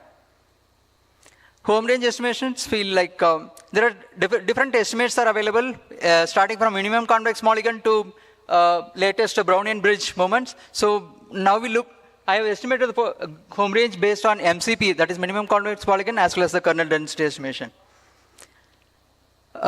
Second animal, what we have done, coloring is the Annamalai Tiger Reserve. It is like a habituated animal present in the 9th belt of the Valparai region. This animal is habituated to human, so it was easy for us to capture and doing the coloring. And we got almost 1 year data for this animal. The second, the saddleback. Saddlebacks are the older males, that is more than 6 years of old. Once they become mature, then the gray color patch will appear. Right. This is the third animal, light brown male, which we have colored. The estimated range based on MCP, it is 6 square kilometer, ranges from 6 to 6.8. And for the animal which is operating in the Annamalai Tiger Reserve, it is just 1.59 square kilometer. So I looked at the data, like stabilized, the range estimate was stabilized. And you can see the overlap, saddleback and the light brown male, the similarities in the range use. And for the ATR, it is constrained. The movement is constrained because of the road as well as extreme cliff area and then dam construction. So daily movements, daily they range around 1.5 to 2 kilometers. At maximum of 4 kilometers it has moved. Conclusions, like estimated range is around 1.5 to 6 square kilometer range that we got. This is the first estimate for Nilgiritar. Home range based on kernel density is around 1.5 to 4.9 square kilometer. Range varied with the sites. Habitat features like the main factor that determine the range is the cliff or the escape terrain. Because all these areas are well protected. We have predator density, so that restricts their movement. So whenever they move away, they come back to their site, to the escape terrain. And daily range, in addition to that, as part of Project Nilgiritar, it was launched in the year 2023. So we have the administrative setup, radio collaring, restoration of grassland, diagnosis and treatment of diseases. In addition, implementation of ecotourism, then communication and outreach activities and captive breeding of Nilgiritar. So these are the 10 components or the 9 components that we are working on for the conservation of the species. It is an iconic species. It's a species-specific conservation project launched by the state government of Tamil Nadu. As like we have Hangul in Kashmir, we have Nilgiritar in our state of Tamil Nadu. Thank you. Thank you, Ashok, for your presentation. Our next speaker is Mr. Amit Majid Baba from SKUAST, who will be delivering his talk on the monitoring mammal running assemblies with focus on the Himalayan Sero. All the participants are requested to submit their presentations. It's inconvenient to switch the HDMI cable time and again.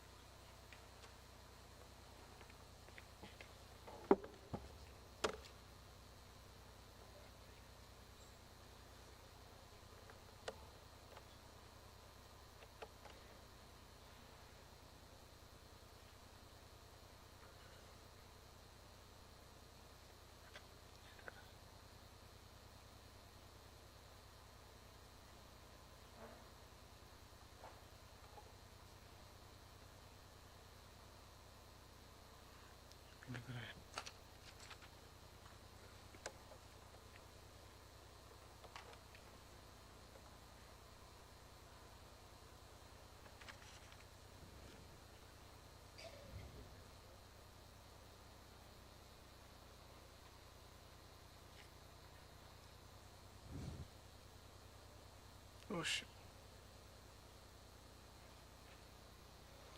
A very good afternoon, everyone. Respected dignitaries, esteemed researchers, fellow participants, it's an honor for me to participate in my research work at the second international conference on Hangul and other threatened ungulates. My presentation is titled as Monitoring Mammalian Assemblage with a focus on the Himalayan Sero in Dashigam National Park and its adjacent areas of the Kashmir Himalayan. The study was carried out under the supervision of Dr. Khurshid sir. The Himalayan Sero, a mountain ungulate commonly known as Sero, it's also called wild goat. In Kashmir, it's called one savage or ram. Sero inhabits between 1500 to 4000 meters above the mean sea level. It also seen in open cliffs and rocky slopes. Currently, Sero faces main 2 threats: overhunting and habitat loss.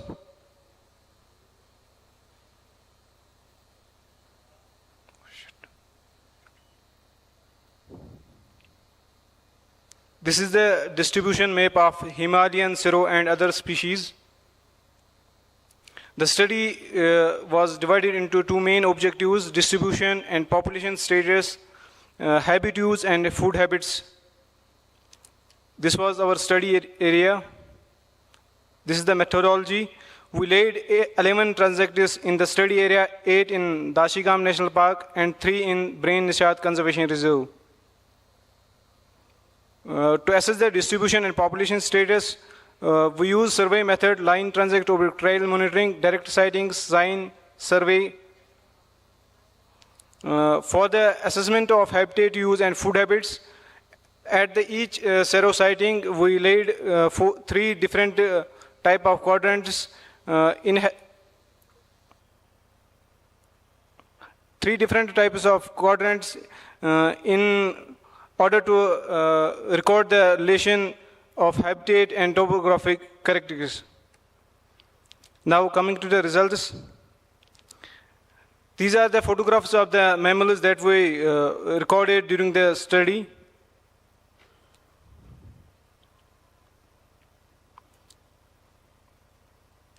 Yellow-throated marten, Kashmir musk deer, common leopard, leopard cat, Himalayan grey langur, wild boar, Asiatic black bear, red fox.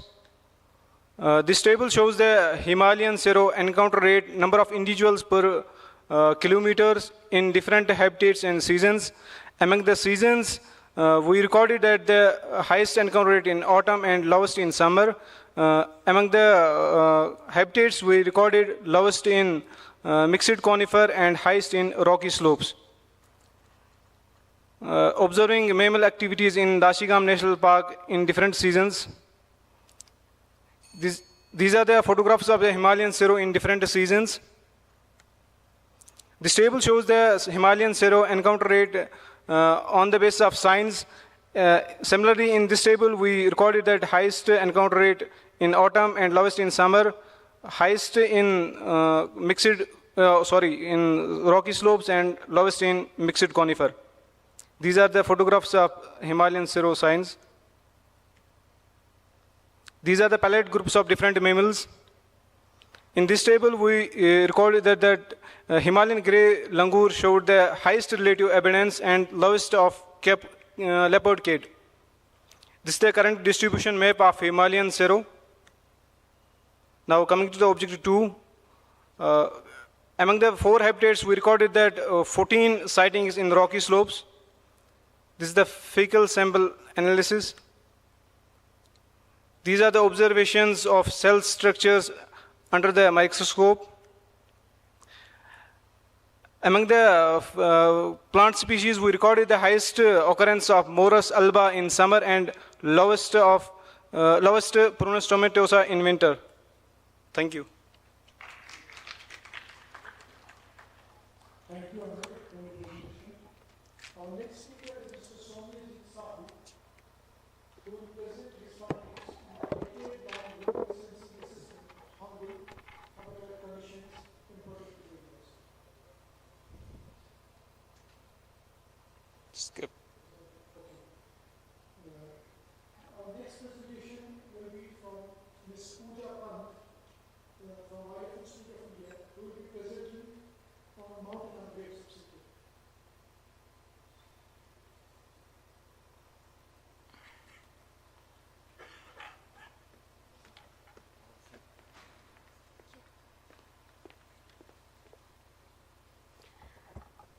Hello everyone, I am Pooja Pant and I am from Wildlife Institute of India.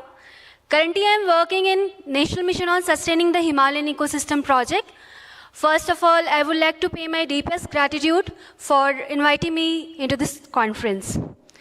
Now I will move with my presentation topic, which is occurrence and activity pattern of mountain ungulates in the Teesta Basin, Sikkim, Eastern Himalaya. The study area is 7,000 square kilometer. It has 9 protected area, including 1 national park, 7 wildlife sanctuary, and 1 conservation reserve. It lies in northeastern India, bordering Tibet, Bhutan, and Nepal. And its elevation range from 300 to 8,500 meter. Kanchenjunga National Park and Biosphere Reserve have the maximum area, and Pangolakha Wildlife Sanctuary is the largest sanctuary of this region, while Keetam being the smallest one. 31% of this area comes under protected area. As Sikkim is a small state, but at the same time, it has a great biodiversity, like snow leopard, argali, southern kyang, which is endemic to this region, Tibetan gazelle, and blood pheasant, which is the state bird of this area. These are some mountain ungulates of Sikkim. We have sampled protected and non-protected area of Sikkim.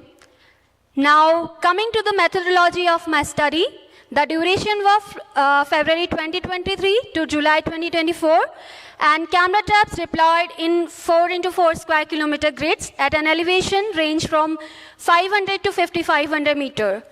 The total trap nights were 7,392, and the relative abundance was assessed using camera trap-based photo capture rates per 100 trap nights. And the activity pattern was assessed to understand their distribution and temporal overlap.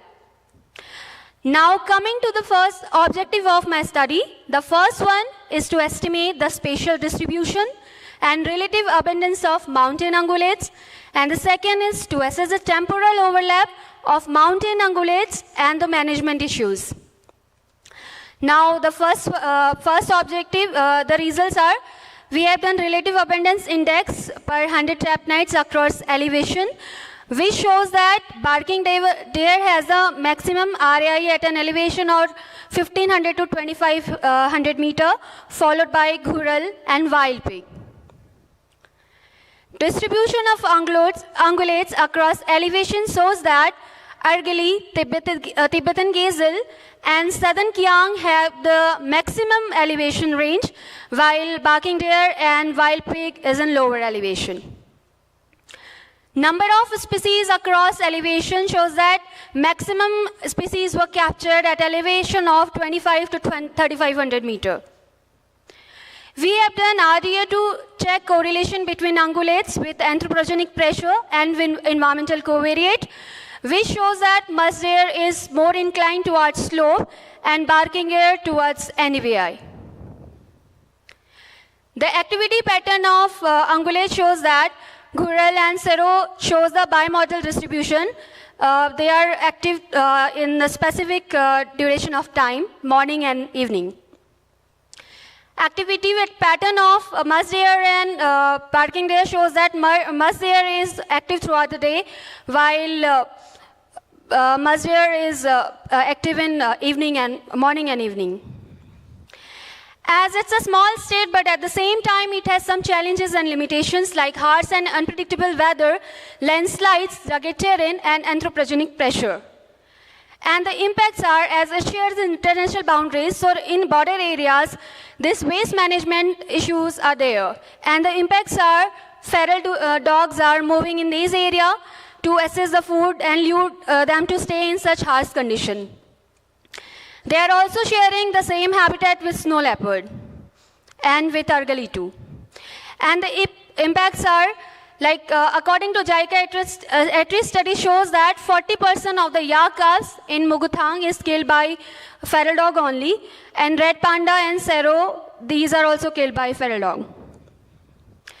These are the activity overlap of feral dog with ungulates. It's maximum with barking deer followed by other species. We have recorded 11 ungulates from this region, and the barking deer was the most frequent detected, followed by Ghural and wild pig. And the temporal patterns reveal that ungulates were primarily exhibit bimodal patterns, and with peaks in morning and evening. The study documents the highest elevation record of Gaur at an elevation of 3,568 meters. Now, as we are gathered from different countries and different states, now I want to ask that how we can reduce the feral dog conflict with wildlife, and of course I need a suggestion from you all. I want to acknowledge these people. Thank you.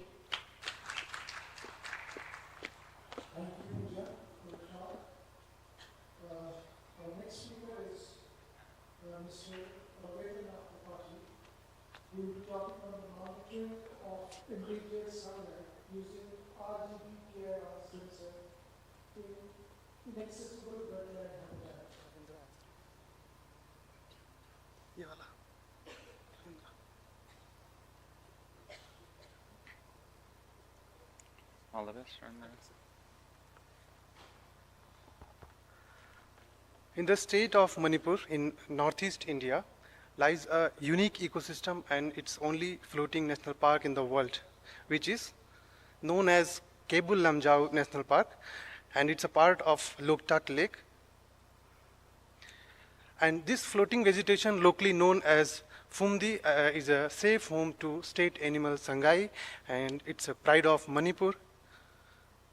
But sadly, it's listed as endangered, and with a small population, shy and elusive behavior, it faces many challenges for its survival, and it requires attention for the use of modern technology for effective monitoring and conservation.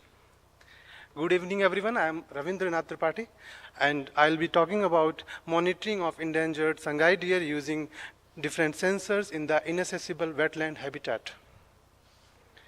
So meet drones, meet UAVs that are uncrewed aerial vehicle. These are lightweight machines, and it makes easy to put sensors in the sky. And we can easily hover over the Phumdis in the KLNP without disturbing the animals. And I want to showcase two images. These are of two different seasons from the same landscape taken from the RGB camera. The first is dry season and the second is monsoon season. And it is very difficult to make out the animals with the help of one camera. But if we zoom it and looking it into the images, we could understand that RGB sensor alone won't be the sufficient thing. So in this study, we used both optical and thermal sensors mounted over the drone as a DJI Mavic camera zoom for the optical one, and for the FLIR left-turn camera we have used for the thermal objects. So this is the study area map where, based on the suitable location, we flight the drone and collected the data in 2 different modes for 11 different locations. For deer monitoring, we flight vertical mode and scanning mode, and for the habitat mapping, we flight drone for autonomous mode and fixed altitude. And it was based on the 2 different objectives. The first is to test UAV RGB TIR sensor for Shanghai deer detection, and the idea is to find the best parameters like altitude, flight time, and sensor specific. And the second is to map the vegetation part and fire affected areas using the UAV imageries. So coming to the result part, the first we tested altitude from 10 meters to 50 meters. The thermal infrared camera was effective from this 25 up to 25 meters, giving a quick idea of animal presence. But it could not differentiate between the Shanghai and the co-species living in the same environment, hog deer, and it was effectively mainly during the dawn and dusk season. So we involved the RGB camera used to differentiate the species also. Coming to the next part, so we combined the optical and thermal camera during dawn and dusk time, which yielded the best result. And because the thermal infrared camera is sensitive to heat and make surface warm up during the day and make it difficult for the sensors to distinguish between the animals. And deer detection versus flight time and height time as shown in the graph. And we have also showcased the heat map of the deer detection in the surveyed grids. For the second objective, we flight the drone to collect data at 90 meter altitude for 2 square kilometer area. We mosaic all the images and created a DSM and ortho mosaic model for 30 centimeter resolution. And from RGB imagery, we used Open Drone Map and Google Earth Engine. And further, from the ortho mosaic image, we segmented the image, and using the principal component analysis, we finally derived a classified map of 9 different classes as shown in this figure. And further, the burnt area site examination using Google Earth Engine was built for more than 95% accuracy. So this UAV footage shows that the burnt area where active burning is clearly visible through the thermal camera.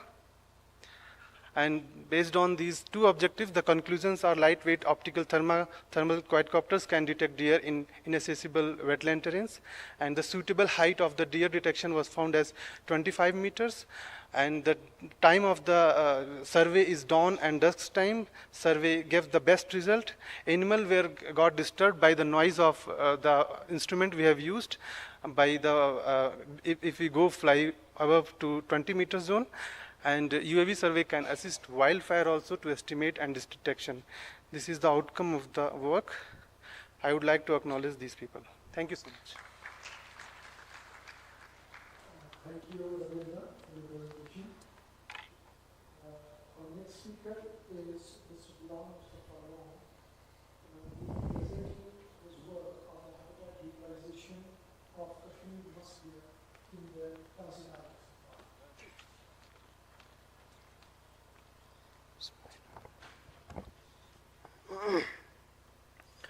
Esteemed dignitaries on the dais, of the dais, and respected participants, Assalamu alaikum, and very good afternoon, good evening to all of you. Myself Ghulam Mustafa, and today I am here to present my part of research work, understanding the habitat utilization of Kashmir musk deer, Mustus cuprus, GRAP 1982, for conservation planning in the Kazina National Park and adjacent landscape northwestern Himalaya. Let us begin with a brief introduction. Musk deer belongs to the family Mustidae under the order set Artiodactyla, and so far 7 species of musk deer have been recognized globally, and all are endemic to the mountains of Asia, and out of these 6 are listed endangered, including the Kashmir musk deer. Musk deer is known to inhabit the forest areas in upper temperate subalpine regions, alpine, scrub and meadows. In India, 4 species of musk deer have been reported. The species exhibit prominent sexual dimorphism, as the males bear the upper elongated canine teeth used to defend the territories from other intruding males. The study was conducted in the Kaziranga National Park, Kashmir, which is located in the northwest Himalayan biogeographic zone of India. And this is the map of showing the sampling sites. The black dots are the sampling sites. Now coming to the methodology, the habitat use pattern was observed by direct as well as indirect methods of observations. In case of direct observations, the field initial surveys were conducted within the field, which includes the exploring the region and gathering the information from locals, forest officers, and field guide. Based on the initial surveys, the trails and transects were selected, and these trails and transects were walked alternatively during early and morning and evening for direct sighting of the species. And for each direct sighting of the species, the data on different habitat variables, including the habitat, including the altitude, slope, aspect, distance from water source, and distance from livestock, were recorded. And in case of indirect evidence, a similar approach were applied using the Vinod and Satya Kumar in 1999.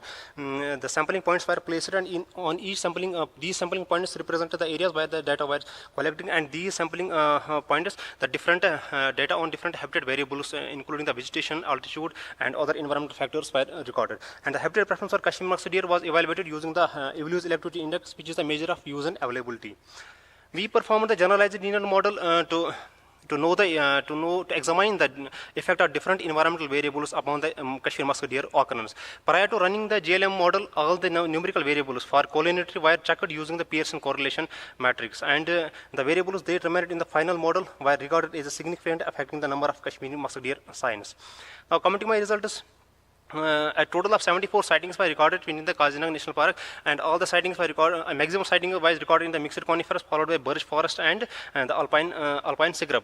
The lowest was recorded in the grassy slopes, alpine meadows, and rocky cliffs, probably because of the inaccessibility of the area, and the area is mostly dominated by the Kashmir Morocco throughout the season. And this bar graph represents the preference of Kashmir musk deer for different habitat variables based on the values.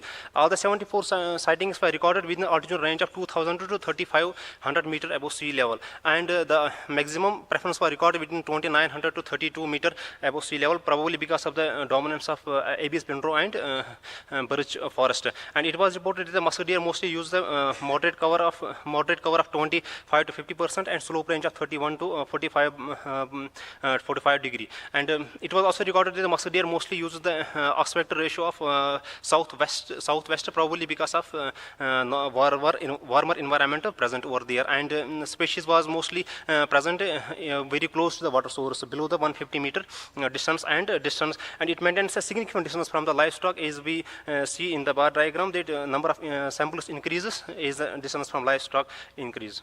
Now this is the Pearson correlation matrix among the 6 variables. The color gradient represents the strength and direction of the correlation, with values ranging from -1 to +1. And this is the best fit result of summarized result of best fit general linear model, in which the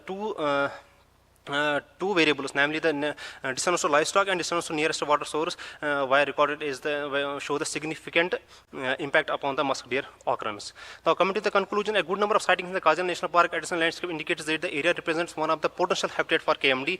The greater number of sightings in the mixed coniferous forest signifies the presence of ample food supply and adequate cover required by the KMD. The findings emphasize the importance of conserving such habitats within the park, particularly in the face of pressure such as livestock grazing, habitat degradation, and poaching. By identifying the key habitat features preferred by the KMD, this research provides a scientific basis for target conservation measures, including habitat protection, restoration, and effective management planning. We recommend a detailed ecological study be carried out on the KMD in the national park and surrounding areas for species long-term survival. Thank you.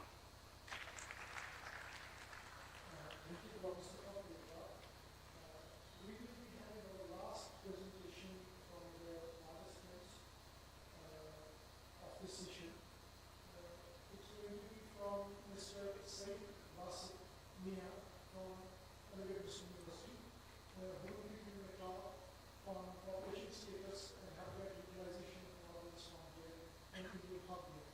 Mr. Basu will be joining us online. So,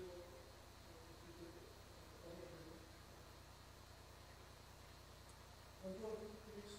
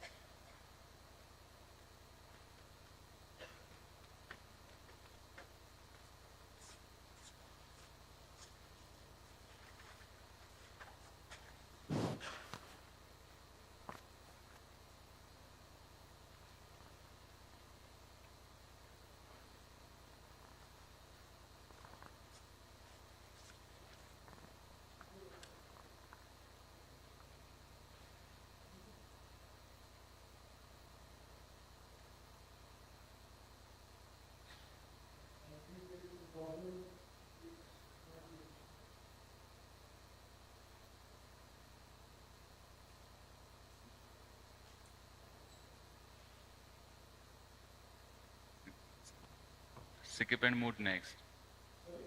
Skip it and move next. Okay. Close the session then.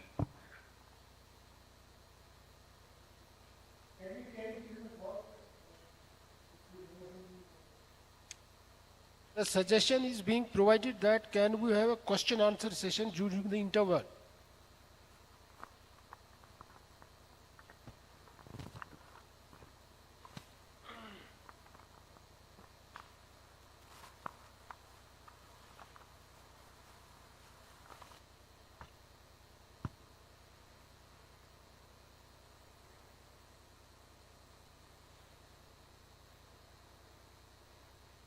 So by the time Mr. Basu joins us, we can have a brief question and answer session for the presenters.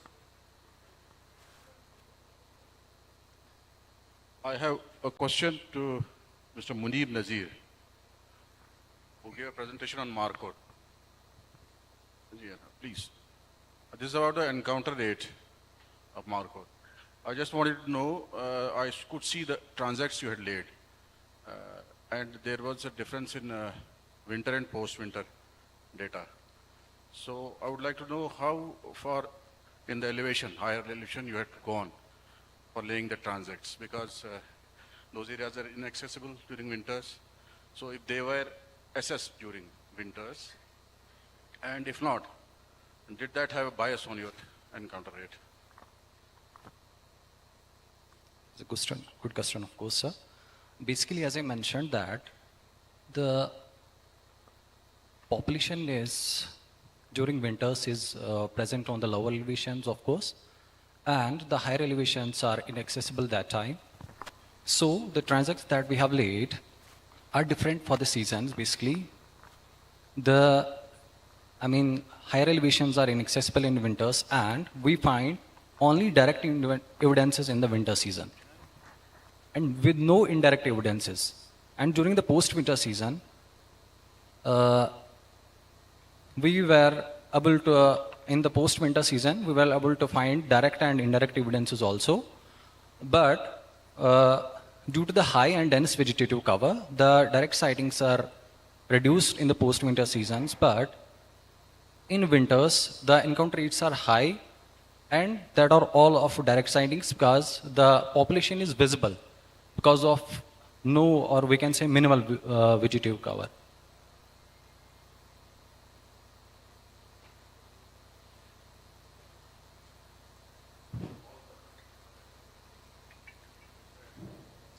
Yes, sir, of course. There are permanent trails that we walked in every season, winter and post-winter seasons.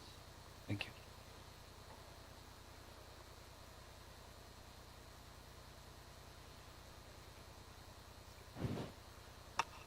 a small question. You showed if I remember correctly, your visual encounter rates were higher than the indirect evidences. I couldn't infer because species like this, you will have more indirect evidences rather than direct encounter rates. How is it? I am a bit confused with that.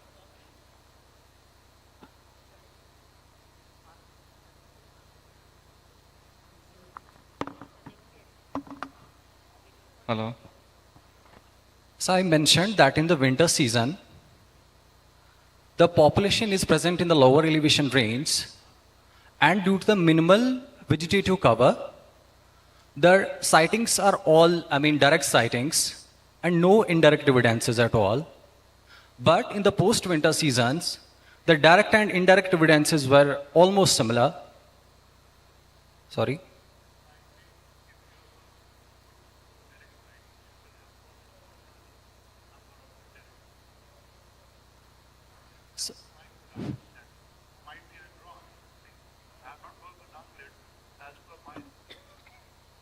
I might be wrong. If you have got good number of direct sightings, it will also infer you will have good number of indirect evidences also in that area. But you're saying that indirect evidences are low. Are you excluding, for example, you've seen a species at that point and that's gone, and after some time you also look at the indirect evidence in terms of pellet, and you don't consider as a resource use for the species. Is it that?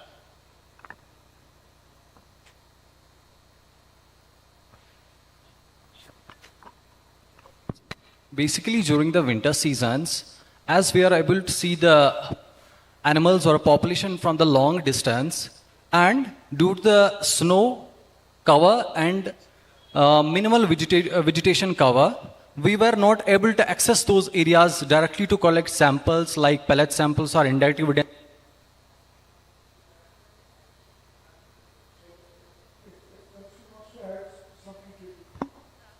Can I just add, please? I would clarify that a little bit more. So in winters we have more direct. I'm not audible. Am I audible? So in winters we have more direct sightings because there is less cover and we see the animals from far away on the cliffs. We are not able to go to those areas where actually the animal is moving. They are very far away. So we are not able to actually go to those areas where the animals are present in winter. But in post-winter, in summer, we are able to walk on those areas where the animals are moving. So in post-winter, that is summer, the animal is moving from an elevation range of 2,000 to 3,400 meters. So they use a much larger elevation range in summer season. So that is one of the reasons that we are getting more. Yeah. Tell me, please tell me. Right. I agree, but you guys can have a discussion later. I will explain this to you, not an issue. I will come. Thank you. If there are any more questions, we can do this. Yeah, please. We just have 2 to 3 minutes left. I have a question to Ashok Kumar. You measured the home range of Nilgiri tar by radio calling the habituated ones. So I want to ask whether habituation has influenced the home range, where they are roaming around in the road area itself, or where they're venturing to all the areas. So how habituation has been influencing the home range? We can have discussion.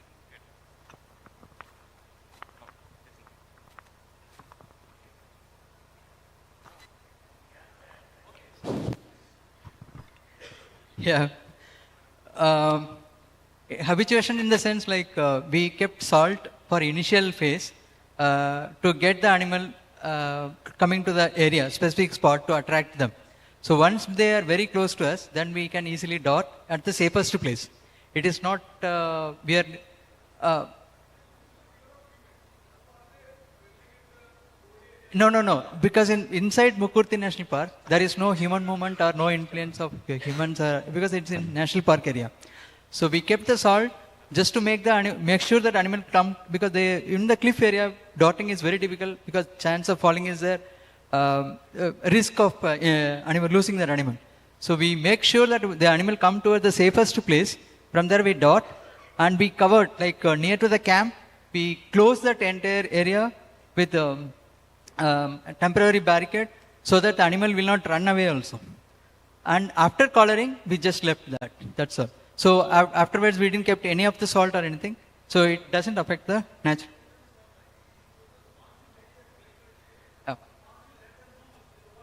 No, no habituation to the salt, coming to the specific spot, attracting animal to the specific spot, not habituating to the humans, right?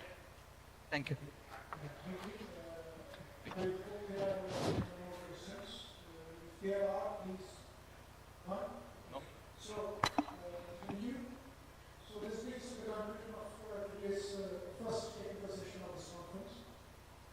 I'm grateful to all the speakers for your sincere efforts in presenting your research findings in this conference. Now I'd like to request our chair and co-chair of the session to have the comments and remarks on the presentations.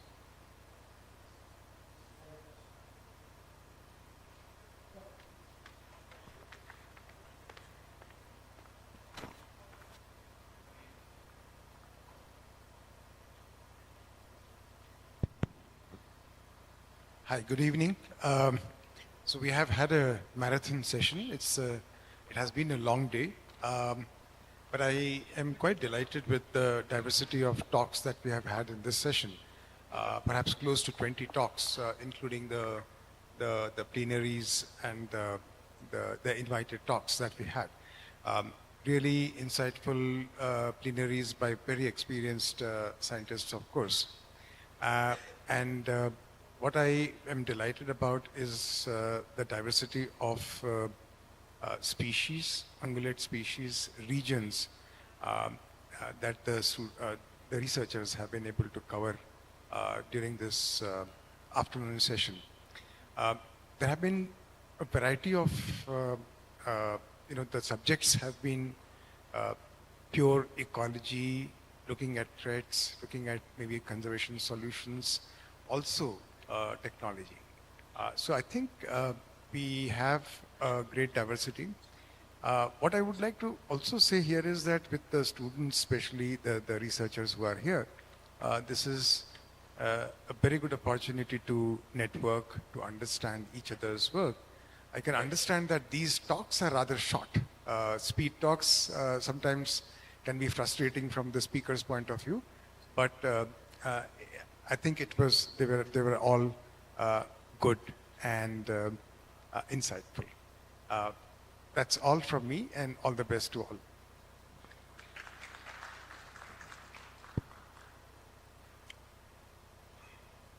I only wish the speakers would have got 5 more minutes.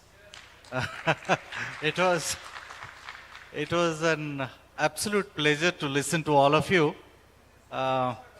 कुछ लोग जोर जोर से चिल्ला रहे थे, कुछ लोग बहुत धीरे बोल रहे थे. कुछ जब नींद लग रहा था तो जाग गए जब लोग जोर से चिल्ला रहे थे. कुछ सोने की करार पे हमें खड़ा कर दिए थे. But I truly admire the way people stuck to time. It was all, nobody took more than 5 minutes. It looks like you all came very well prepared, and I appreciate that. Good quality work, lot of learnings for me, and I hope this tempo continues for next 2 days, and all of you continue to do the good work that you are doing. Thank you. Thank you, sir, for your valuable remarks and comments on the presentations. This brings to the conclusion of our technical session first. So before we conclude the session, I would like to request Professor Khurshid, the head of the Division of Applied Sciences, to deliver of law to Dr. Yashwin.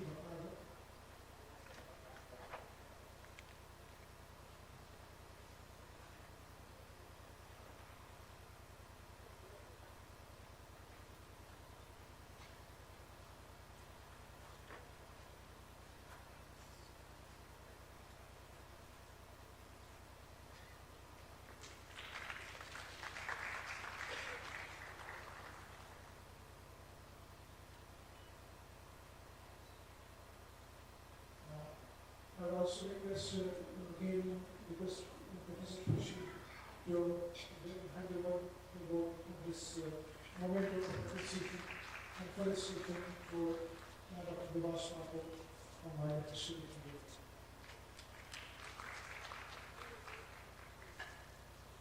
Thank you so much. This brings to the conclusion of I have another very small piece of advice. ये जेब में हाथ रख के बात मत कीजिए जब भी when you are talking, and be formal when you are talking. We are in a very formal gathering. Be formal. Don't be casual in your approach. और खड़े होके आराम से प्यार से बात कीजिए. जोर जोर से बात करने की जरूरत नहीं है, बहुत धीरे बात करने की भी जरूरत नहीं. Just maintain a flow, and you people are doing very good work. So just little bit of tweaking, it will become great work.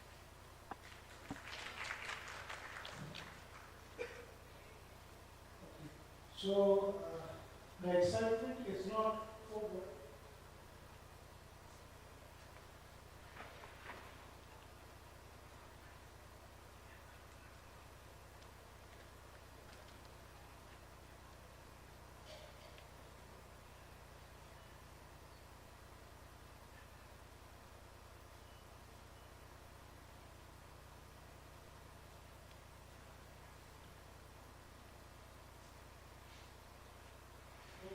The excitement is not over, so we have one fascinating presentation from Mr. Dilman Mukherjee, who is going to lead us to the world of wildlife through his photographs and documentaries.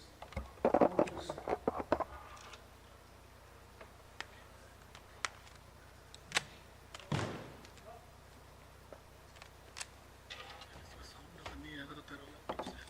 Sound सारा सब कुछ है. Extremely sorry, मैं एक बार check कर लेता है. रुक जा. साउंड आ रहा है कि नहीं? नहीं तो ना तेरा उसमें डालना पड़ेगा. नहीं हो जाएगी. जस्ट चेक कर लेते हैं. साउंड आ रहा है? यहाँ पे आ रहा है.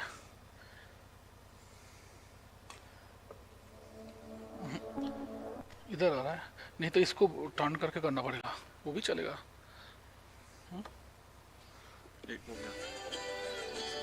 Waiting for your presentation. ये क्या बज रहा है? What is? क्या बज रहा है? एक नहीं कोई दूसरा चीज बज रहा है. पता नहीं क्या चल रहा है. पता नहीं. Something is. तो अपना है नहीं. ये हमारा है नहीं, अपना नहीं है ये शायद. नहीं तो तेरा एक काम कर, तेरा लैपटॉप ला, मेरा मैं इसमें रखा है.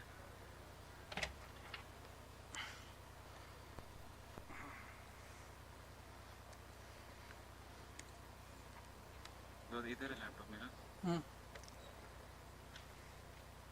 एक सेकंड, जस्ट एक सेकंड.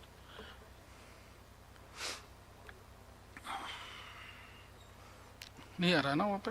नहीं आ रहा है. मैं इधर निकाल. प्रेजेंटेशन किधर है? Hard drive. हाँ हार्ड ड्राइव में है. मैं एक चीज निकाल ले, उसको निकाल ले.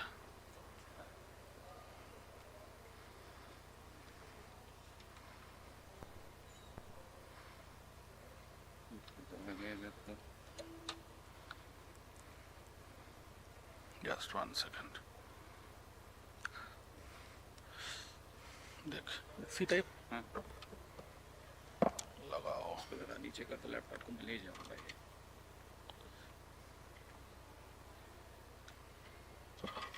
आप इसको नीचे कर दो, मैं इसको ले जाऊंगा. लैपटॉप इसको नीचे, लैपटॉप को नीचे कर.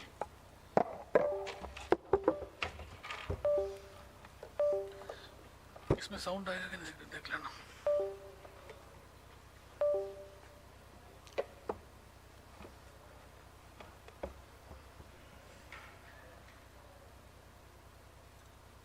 कौन सा है?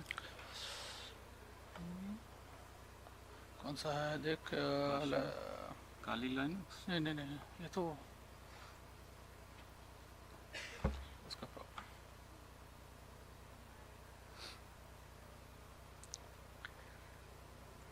मुझे ये डर था. क्या वो तो आ रहा है. दादा पेन ड्राइव में नहीं है.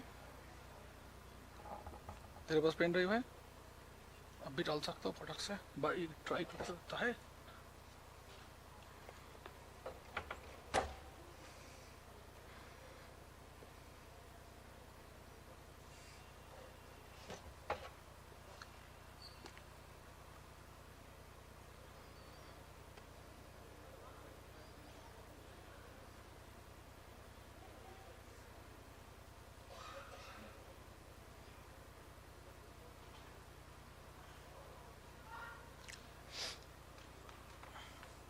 यहाँ पे नहीं दिखा रहा है, पता नहीं क्यों।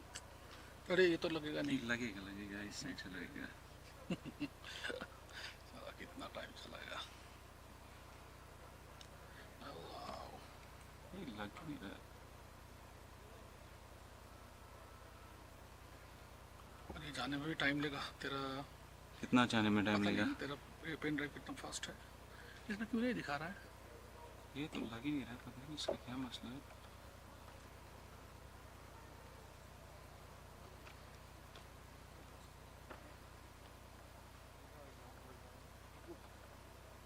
बहुत टाइम नहीं लगा, हो जाएगा।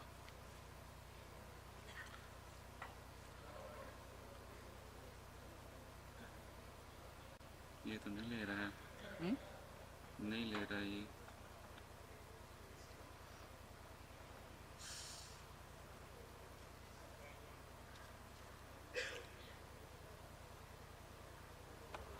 दिखाना तो चाहिए था। ये उसका तो इशू नहीं है, इस पे तो ये वाला दिखा नहीं रहा है ना। ये भी तो दिखाना चाहिए, ये तो दिखा नहीं रहा है। नहीं ये नहीं दिखा रहा है ना, हार्ड डिस्क को दिखा नहीं रहा तो ये भी तो नहीं दिखा रहा है अभी। ये है ना, ये तेरा नहीं। हाँ बट ये तो है नहीं। ये तो है, पर जब तू कुछ दिखाएगा शायद। दिखा नहीं रहा है कुछ। हो गया काफी वो।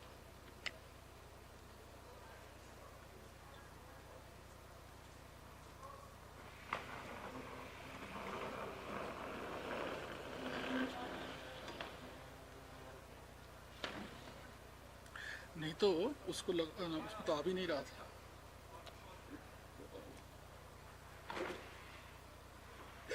ओ यार उसको बोलना नहीं आ रहा है ये। अभी क्या वो आया। I also use Mac. It worked for me. क्या what did you do? I just used HDMI, but I don't know what. I have always HDMI. Yeah, you have Pro, sir. It should work. It should work. It was not, I mean like it was. I think the I have to do the mirrors. Put it. Oh, yes, sir. You had.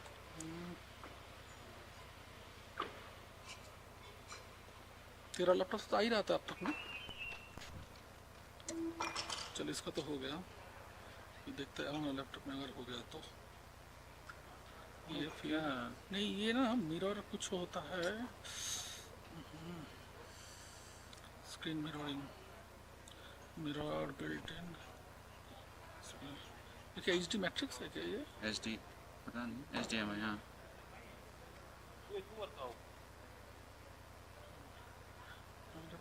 Display तेरा ले ले, इसको try मार, ले इसको।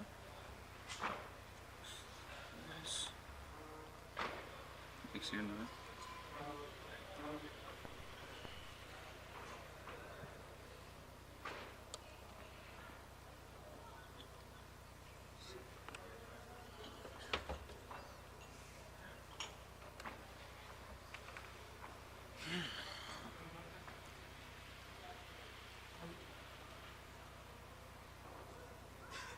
ओ यार ये नहीं चल रहा है, HDMI केबल नहीं चल रहा है। अब शायद आएगा क्या? दिखा तो रहा है।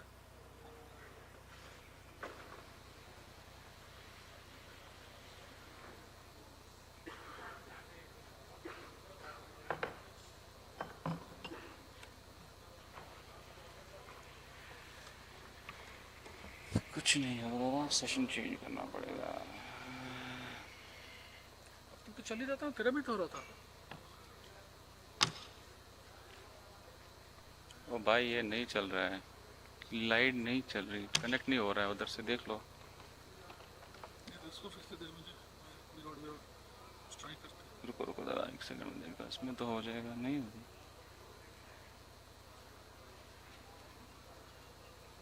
चल नहीं रहा है ये तो।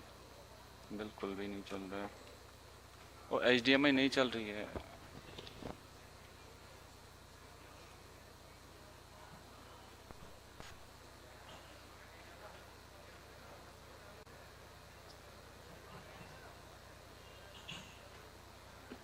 मेन डिस्प्ले करो सर, मेन डिस्प्ले करो.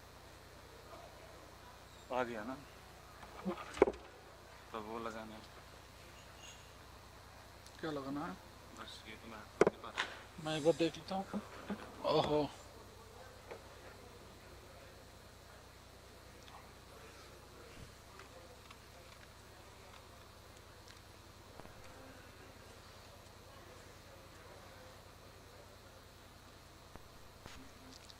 आया. साउंड नहीं आ रहा है पर इसे मैनेज कर लूंगा मैं. साउंड ना इस पे नहीं आ रहा है. तेरा ये देख, ये देख. एक बार साउंड को मैंने यहाँ से अलग कर देता हूँ. रुक, नहीं इस पे नहीं, ये वाला साउंड आउटपुट ये कर देते हैं. अब शायद देख लेते हैं. Let me check. इतना बड़ा प्रेजेंटेशन है वो भी. अरे ये क्या? ये तो उधर से हो रहा है. ये साउंड नहीं आ रहा है. साउंड नहीं आ रहा है. रुक, मैं बिल्ट इन एक से मैं देख लेता हूँ. मैं यहाँ से कर लूँगा. ये जो साउंड है ना इसमें, इसको टान करके कर लूँगा. Anyway okay.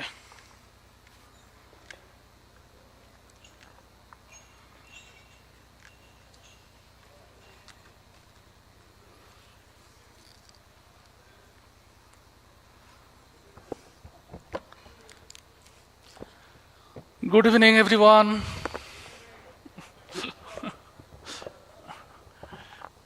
Energy left. In any case, few people left, so hope you all have some energy. In any case, I have a little long because I thought I would get time. It is a little longer, so I will go little fast. And it is not exactly related to the conference, but somehow it is related. So I'm just going to talk about photography for conservation, like how photographs are used for conservation, or how I use them for conservation. So what I'm going to do, I'm going to share my experience. So I'm a wildlife photographer for the last 27 years, and I have been working in all over India and some countries outside India.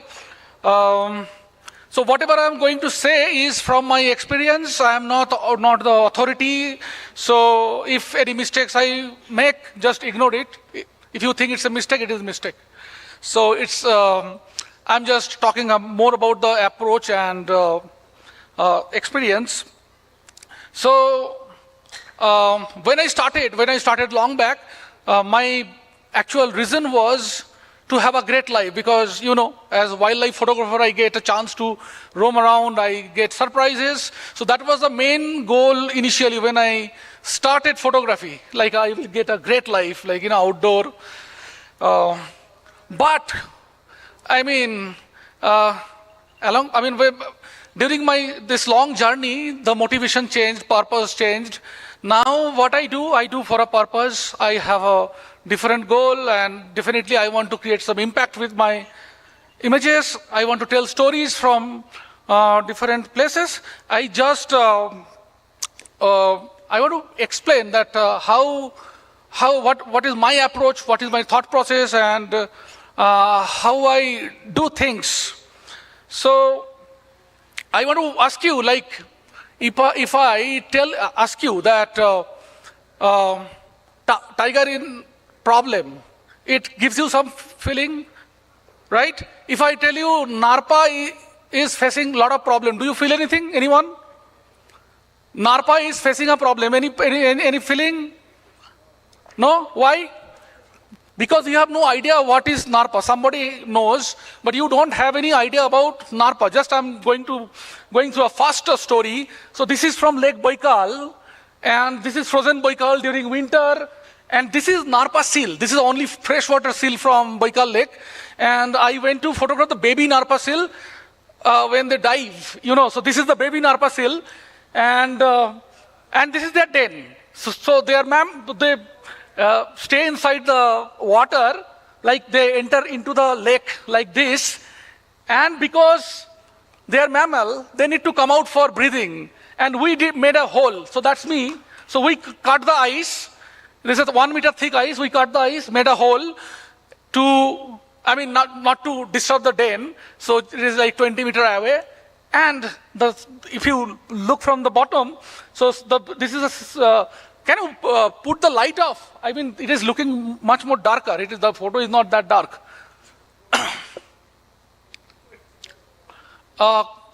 Can anyone reduce the light? Light थोड़ा देख ले, हम अगर कम कर सकता है अपना ये light.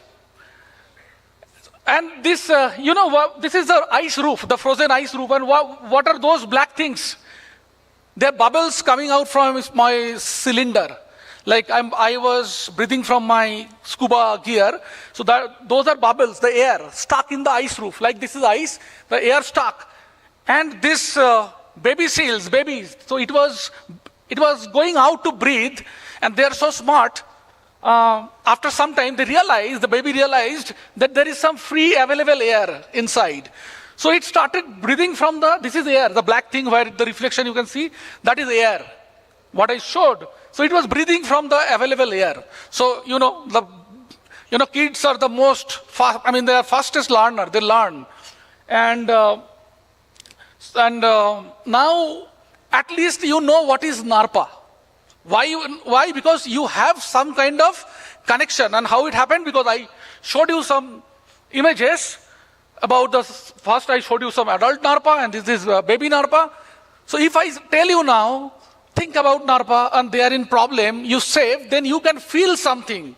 Otherwise, it was just a sound, like a NARPA, a sound, So, so the most important part of conservation is what I feel, the connection. So we need to connect the disconnected. And this disconnection is not only for the mass, it is also for us. Like when I was listening from many of you, I learned something. So I was disconnected with a lot of new things and I got the connection here. Now photograph has a very, it has a strong power. It can connect very quickly. You see a photo, and you don't need to read anything. And this is a universal language. Like if I show this photo to anyone who doesn't understand my language, they can make out from the photo. So that is the biggest power the visual medium has. And when we connect people, the awareness happens. Look, people come to know about things. And when we add some responsibility with the awareness, it becomes consciousness. That is the final goal. If we can create consciousness among the mass, among the people. Now, this connection has different forms and different, way. Like it is not like only single. Sometimes we think some negative images are only the conservation photos. It is not right. Because it depends on whom we are showing the images. Now, if I am showing some images to the kids and showing some, like a roadkill with a blood, that is not a good thing. First, we have to connect, or maybe for the mass, the people, for the common people, like if we want to connect them, it has to be emotional first. Like I'm not talking about the scientific community or, who are already connected. So, the strongest, like a baby, the mother, the Pallas cat with a baby, it evokes some, emotion to us. So if we do not understand the ecological need or maybe scientific need, at least we say, oh, this is beautiful and we love to keep it. So that is the first step. Like, if we can emotionally connect people, the one major step is done. So these are the set of images which are for, like, the mass. Like kids, who are absolute, and sometimes we think that people actually think about wildlife, but we are very few. This community is very small. because we interact with in a small echo chamber, we feel like, oh, it's big, because our all connections are with the connected people, not with the disconnected people. Go out and you will feel the number is huge. So we have images which actually, provoke people to think about it. So these are the images which like a quick connections. It is not about the issues. You saw the gharial babies, the elephants, where a small roller is going to hunt something. One tiger from Sundarbans. So it has a different, perspective and impact. This is a humpback whale, and this is from Reunion Island. And this is the upside down image. I mean, sometimes you can think it is breaching. No, actually, my head was like that. This guy was head down. I also was head down. So what I was seeing, like this. So I am showing this. This is a upside down image. I mean, this is inside the water. That is the water surface below. So this is a humpback whale. Then, nice, flamingo families, interaction. So these are things which attract common people, which create some kind of connections to the mass. Then action photos. So we love to see these action photos, like, something is happening. So this is a leopard cat from Sundarban. This is action photo. People love it also. For the scientific community, is very interesting information that how the leopard cat is negotiating the pneumatophores in Sundarban. And you see, I mean, they're so smart. They can handle, they're escaping like a, he's like a Bhishma. I mean, he's crossing the shoals. Tiger fighting is the most iconic species of India. So it can, these photos are looking very contrasting. Huh? These are not like that. I'm feeling bad. Anyway, so now these are like a quick connection for the mass. So what I was talking about, the issues, like here the forest officials are there, policy makers are there, and for them, definitely we can talk about issues, like what is happening with the, yes. Oh.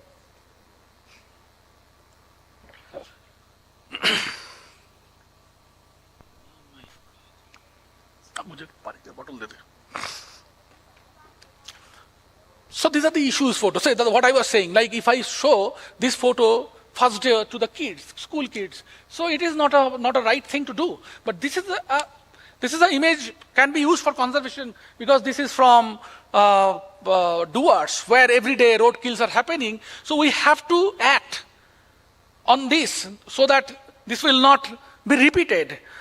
This is from our expedition. Bivash was there with me this time. This is from Moling National Park, where everywhere traps are there in Northeast. But that's a different scenario. I'm not going deep into that, like if they should do it or not, or that's a very different story.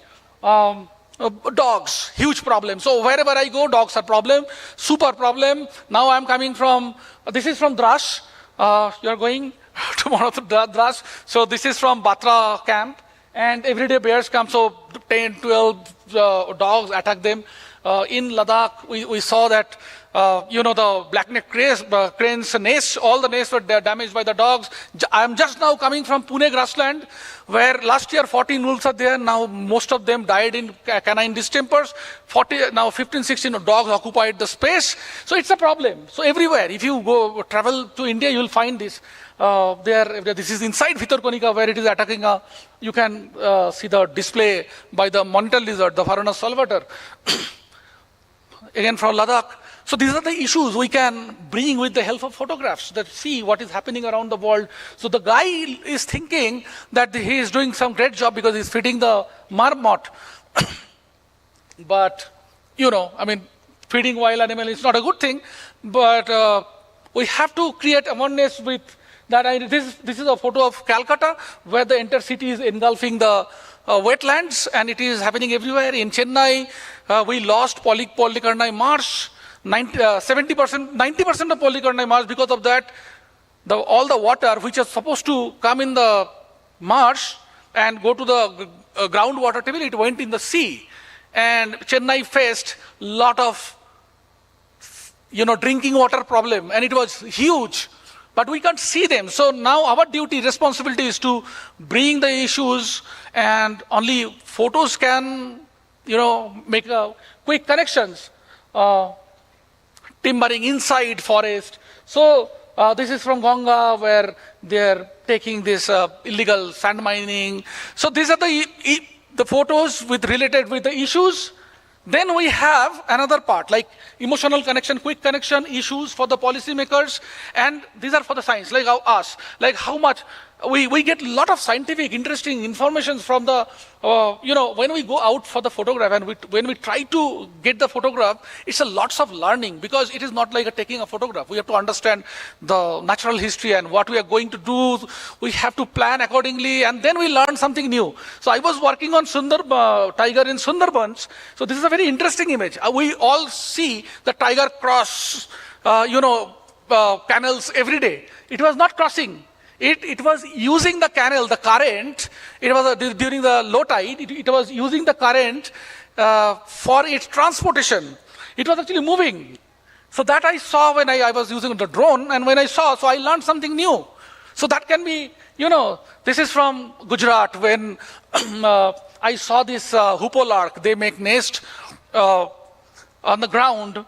And I saw over the period, because I walked for a long time, like November, December, so I saw them doing nesting in November, I saw them doing nesting in March, and the same bird repeating nesting. And one of the reasons I found when I got this camera trap photo, so I found this desert fox actually feeding the chick to the pups.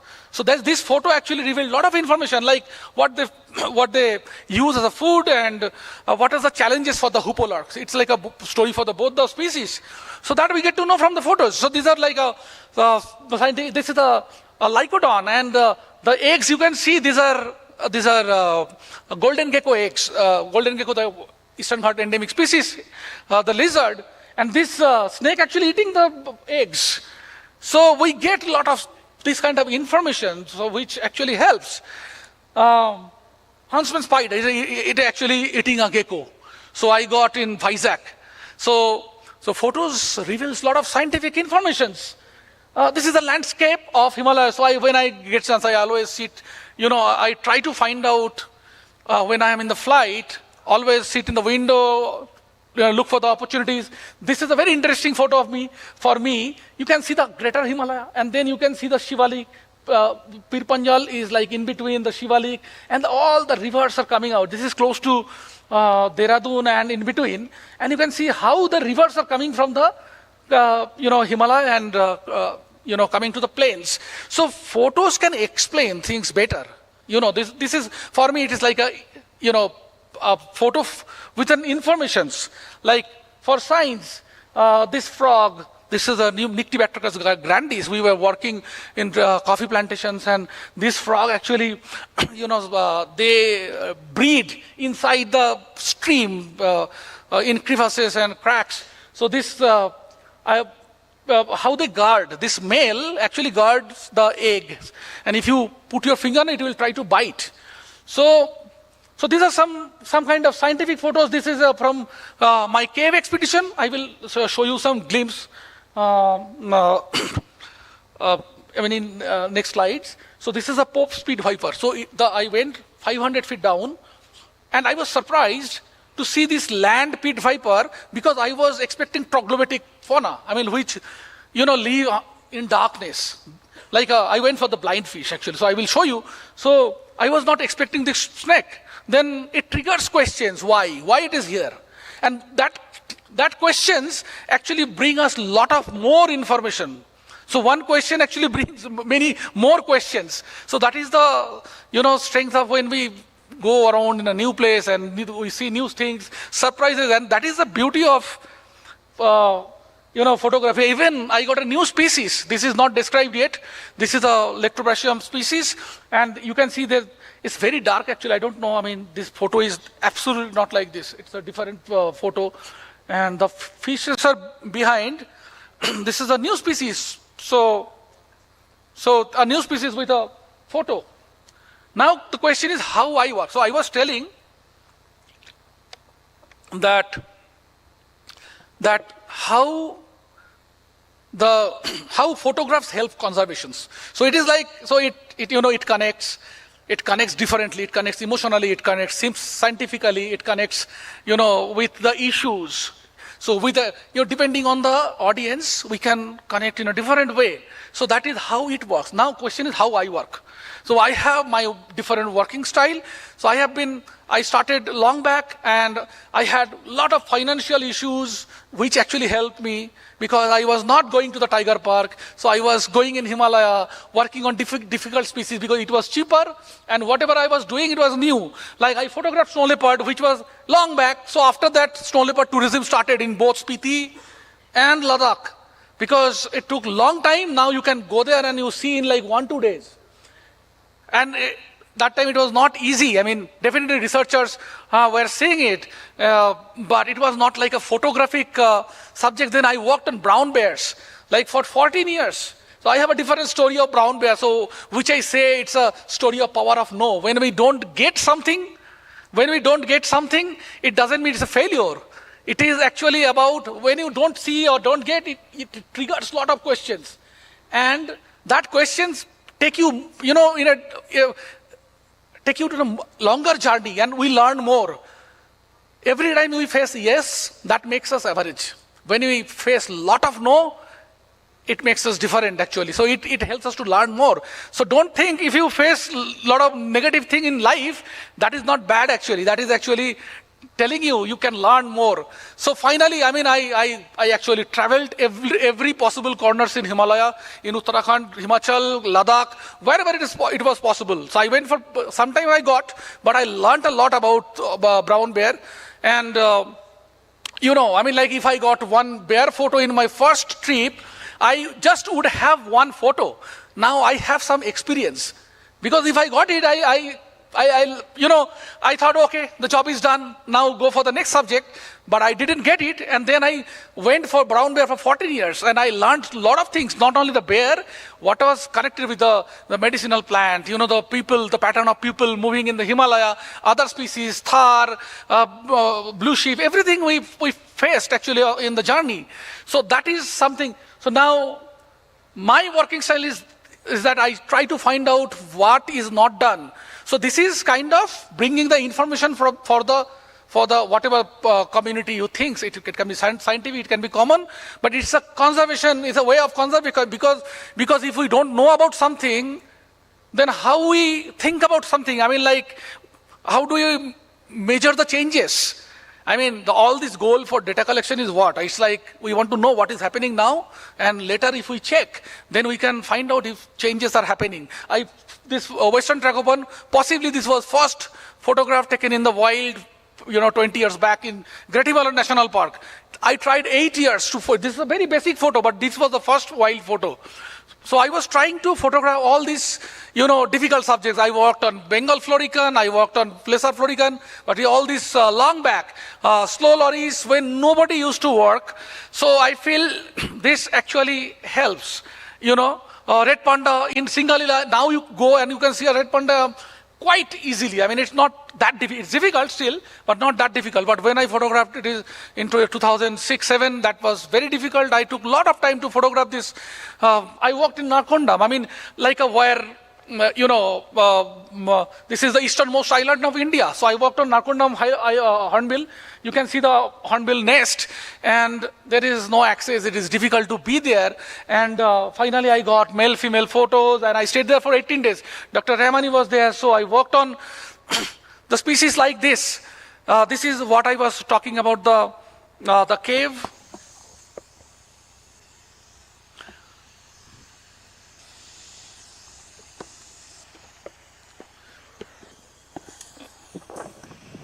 This is a vertical cave. I went for that blind fish.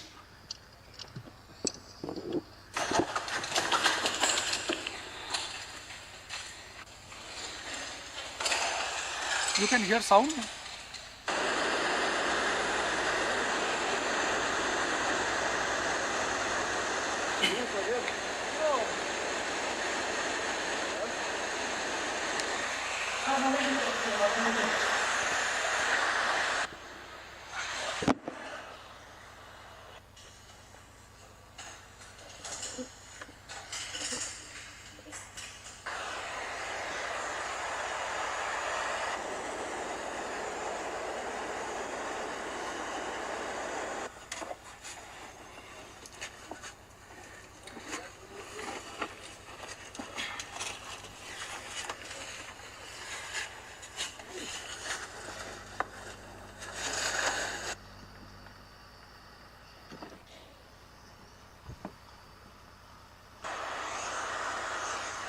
So I dove there inside also in the cave, and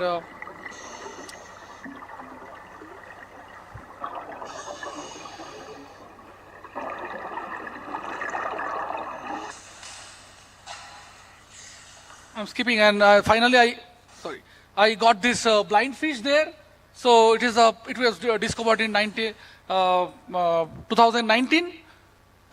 This is the world's biggest problematic blind fish. They are blind because there is no light. In evolution, they lost their vision, and we did our first Indian expedition in 2021. I went there for 2 times, and because I was working because it was not known. So for me, we have to do something which is not done. So that is, and very interestingly, so after I did many cave expeditions in Meghalaya. Then first time in Biodiversity Board and the Forest Department, they planned for, so they, started thinking about the cave ecosystem, that to do some actions. That was the result. So after that, definitely not much happened, but at least the initiative was taken that time, and slowly it is improving. But if we don't do this, who will take care of all these things? This is one river in East Jaintia, and when you see it, looks beautiful. So that is like a secondary informations we get. So I went for cave expedition, and then I saw this river, and it looks beautiful. We think, wow, so good. But actually what is happening, there are a lot of cement industries, and they are mining a lot. All this, dust, cement dust, and they're coming in the river, and river is just like that. So I dove in the river and checked, and I found there's no life, no fish, nothing. It looks beautiful from the top. Inside, there's absolutely nothing. So that is the secondary information I got from the, the cave expedition. So definitely I can send this, the right person, that this is happening, so that we can act. Oh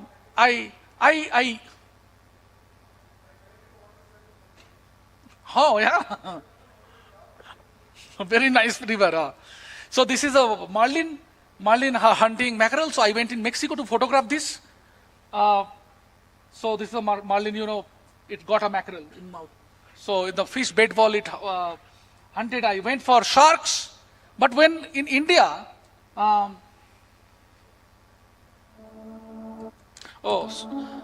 is another. Yes, so I went for manta rays.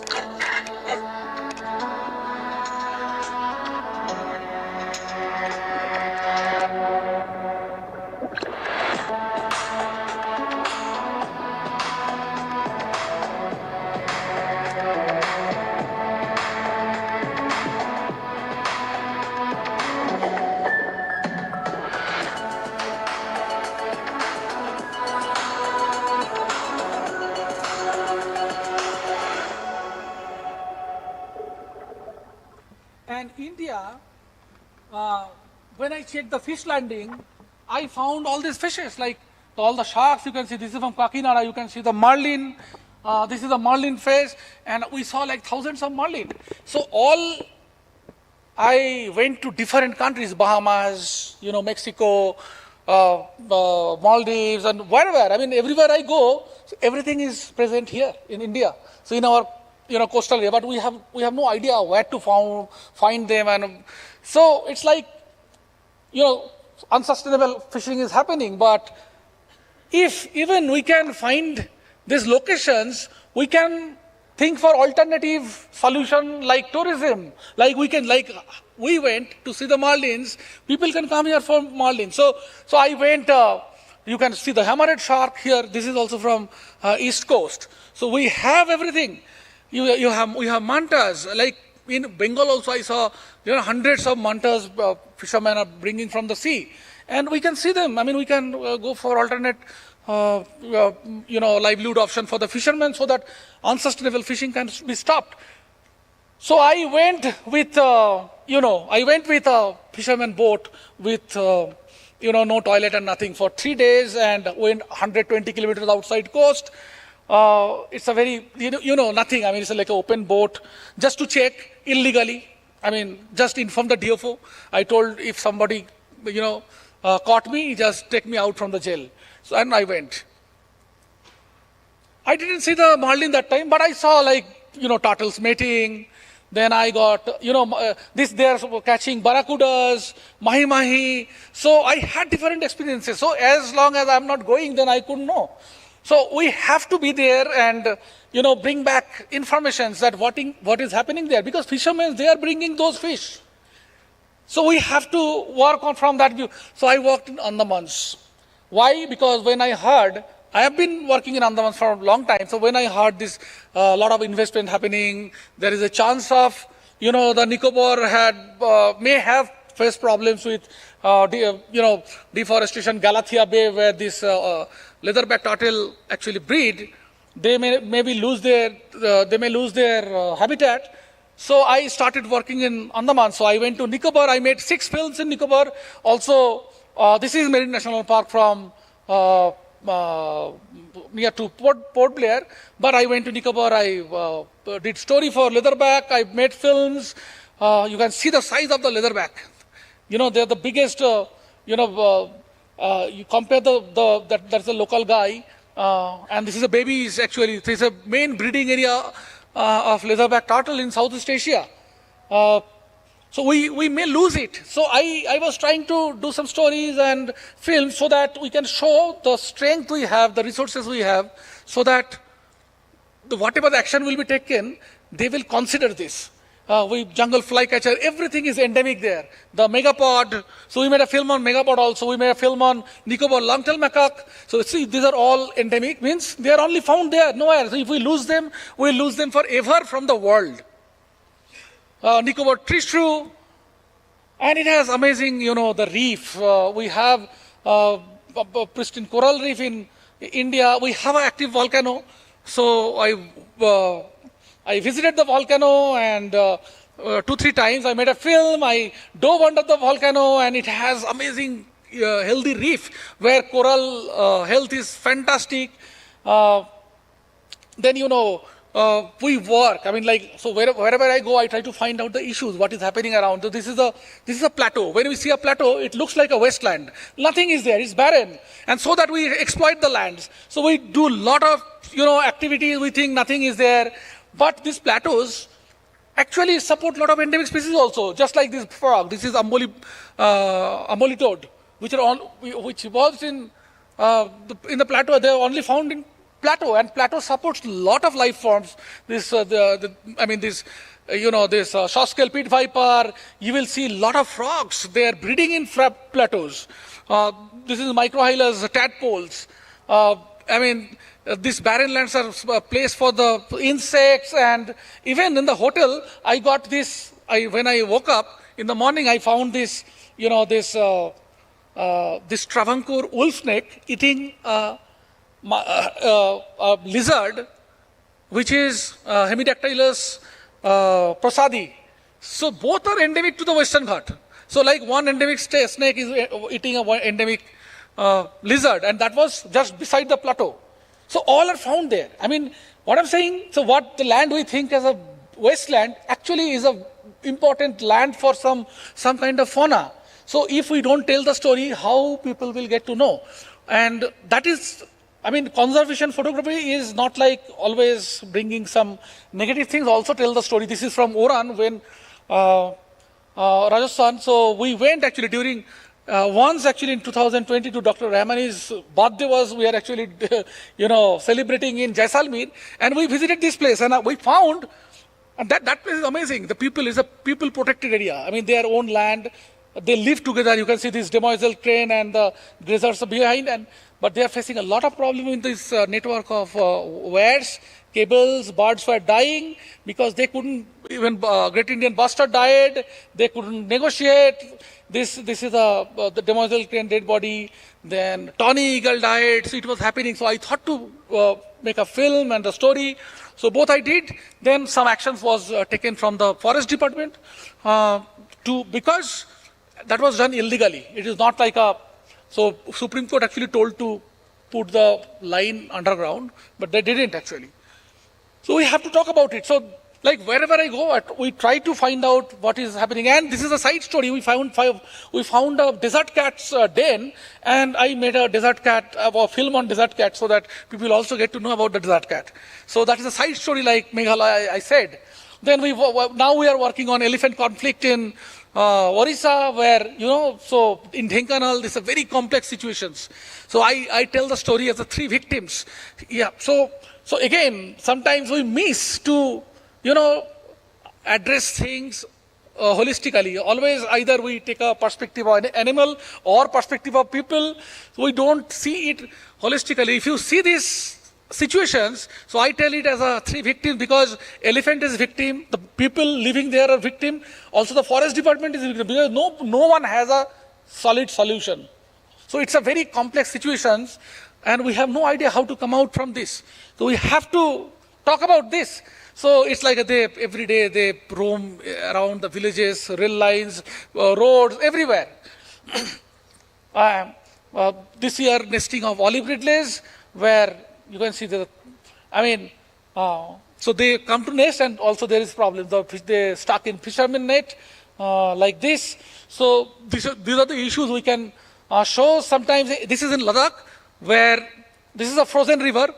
Now, my question was, what is happening under the frozen river?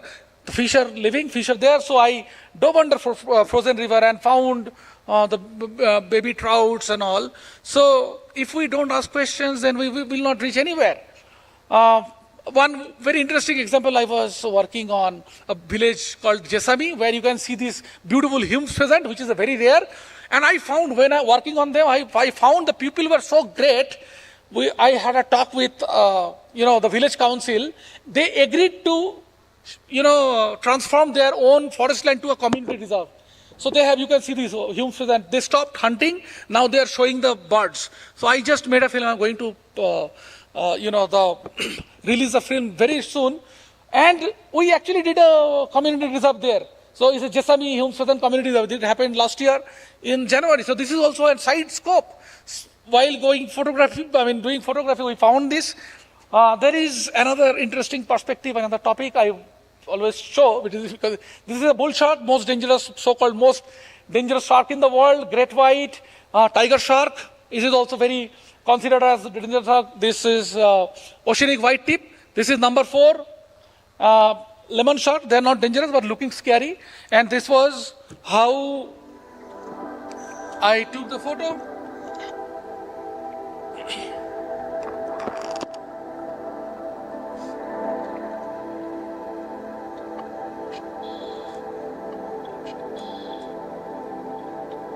Bull shark, you can see how close it came.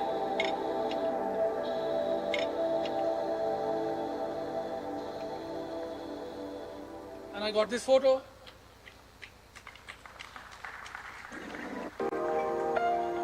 So then this is for the sperm whale.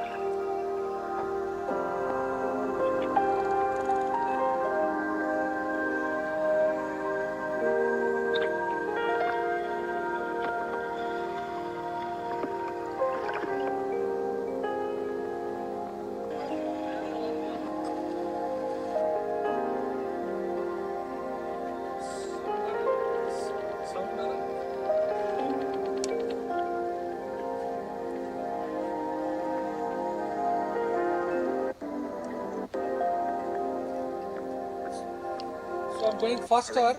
So this is for anaconda. I went in Brazil.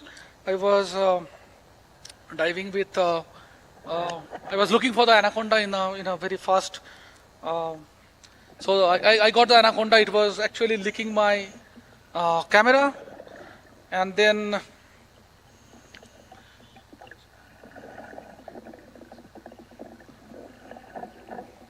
So it was licking actually my camera.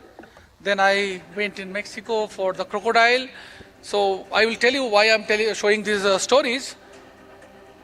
So you can see how close it was.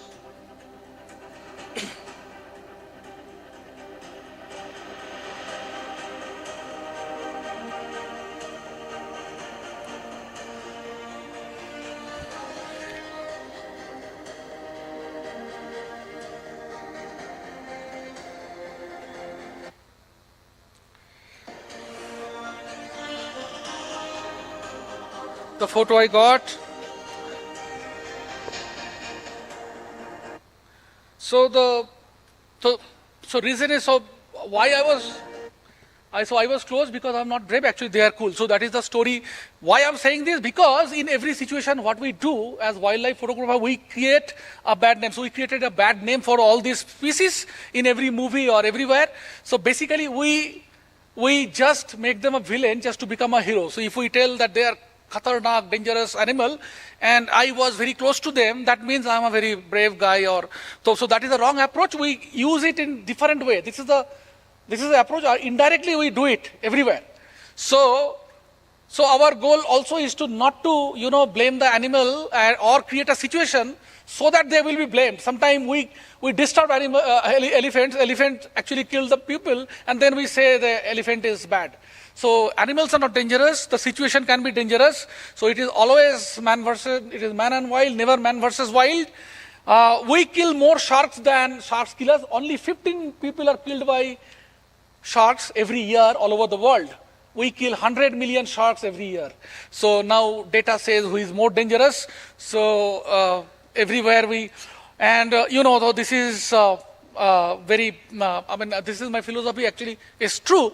The knowledge is the only reason of the happiness. So whatever we do, we just go to gather.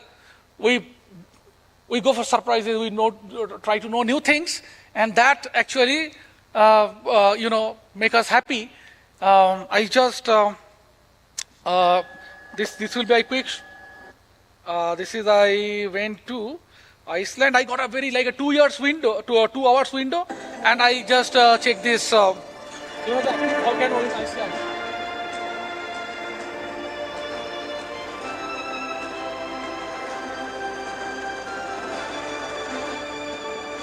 Okay, then I just want to show this last film.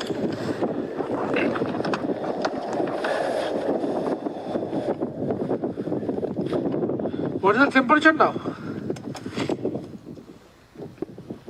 8. -8?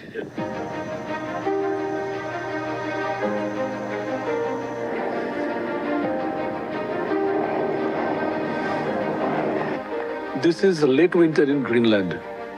I am here for a very special one, who came on Earth 90 billion years before the trees came, or 190 billion years before the dinosaurs came on Earth, the longest living vertebrate on Earth.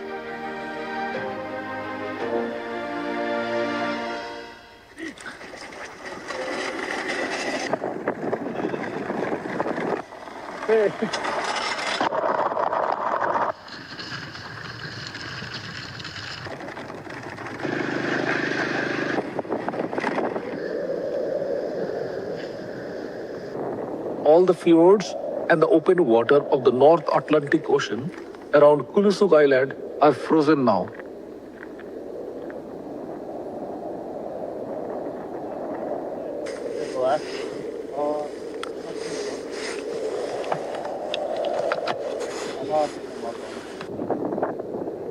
We need to cut the thick ice to get in the water.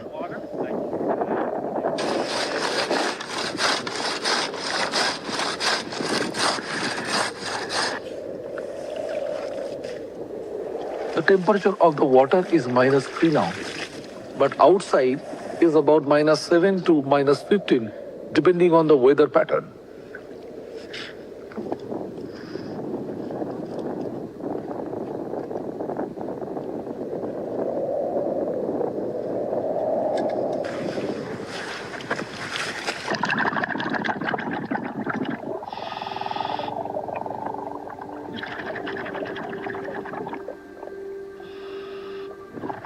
Exploring under ice is an enriching experience. This time the life activities under ice is a bit slow because of the cold water.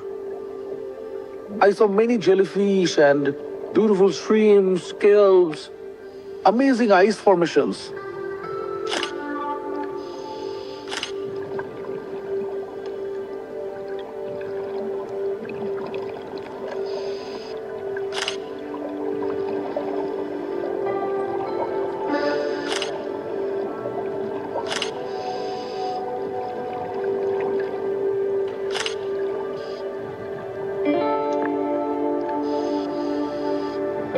And then I saw magnificent iceberg trapped in the sea ice.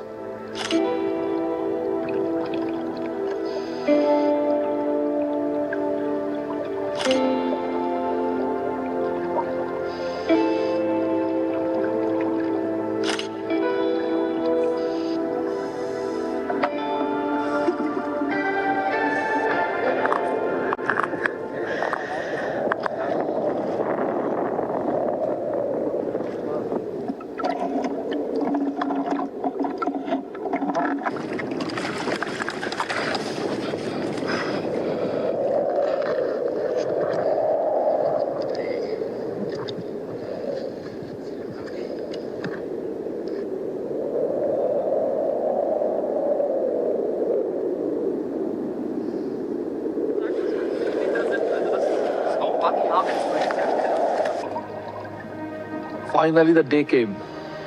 I am witnessing the star, the Greenland shark. They live up to 500 years, but this one is around 300 years old. I am just mesmerized as I am seeing someone now who was on Earth when Sir Isaac Newton was the president of Royal Society, or when the Napoleon Bonaparte was fighting with Britain.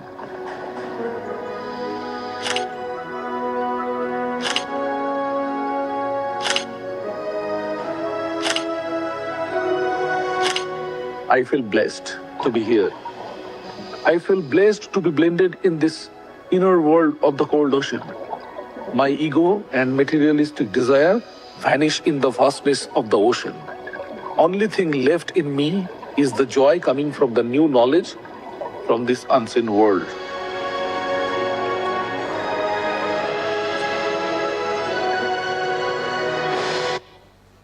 Yeah, so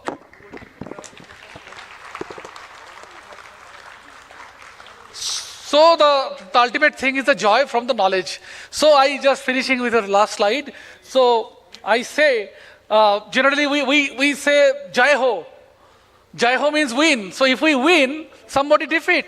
So it is not, I mean, like if my close one is defeated by me, it is not a pleasure. So we can together make a difference. So it is not about Jai Ho, it is all about Jai Ho. So we actually follow this. No, so Jai Ho, it has to be this. Thank you very much.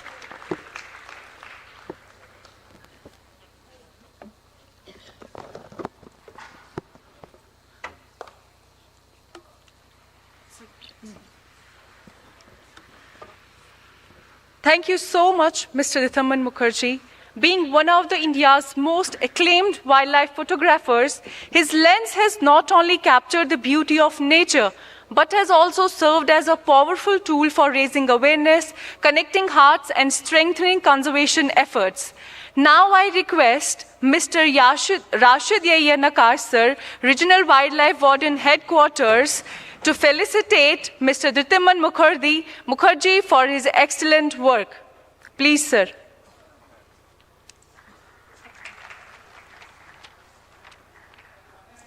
Sir यहाँ से photograph धृति को देना है यार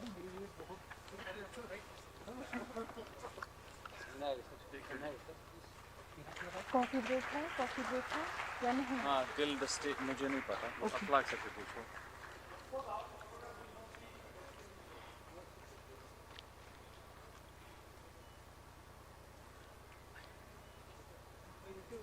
Thank you so much, sir. Thank you very much. On behalf of the organizers, I extend heartfelt gratitude to all our speakers, chairs, participants, and audience for making this day a remarkable success.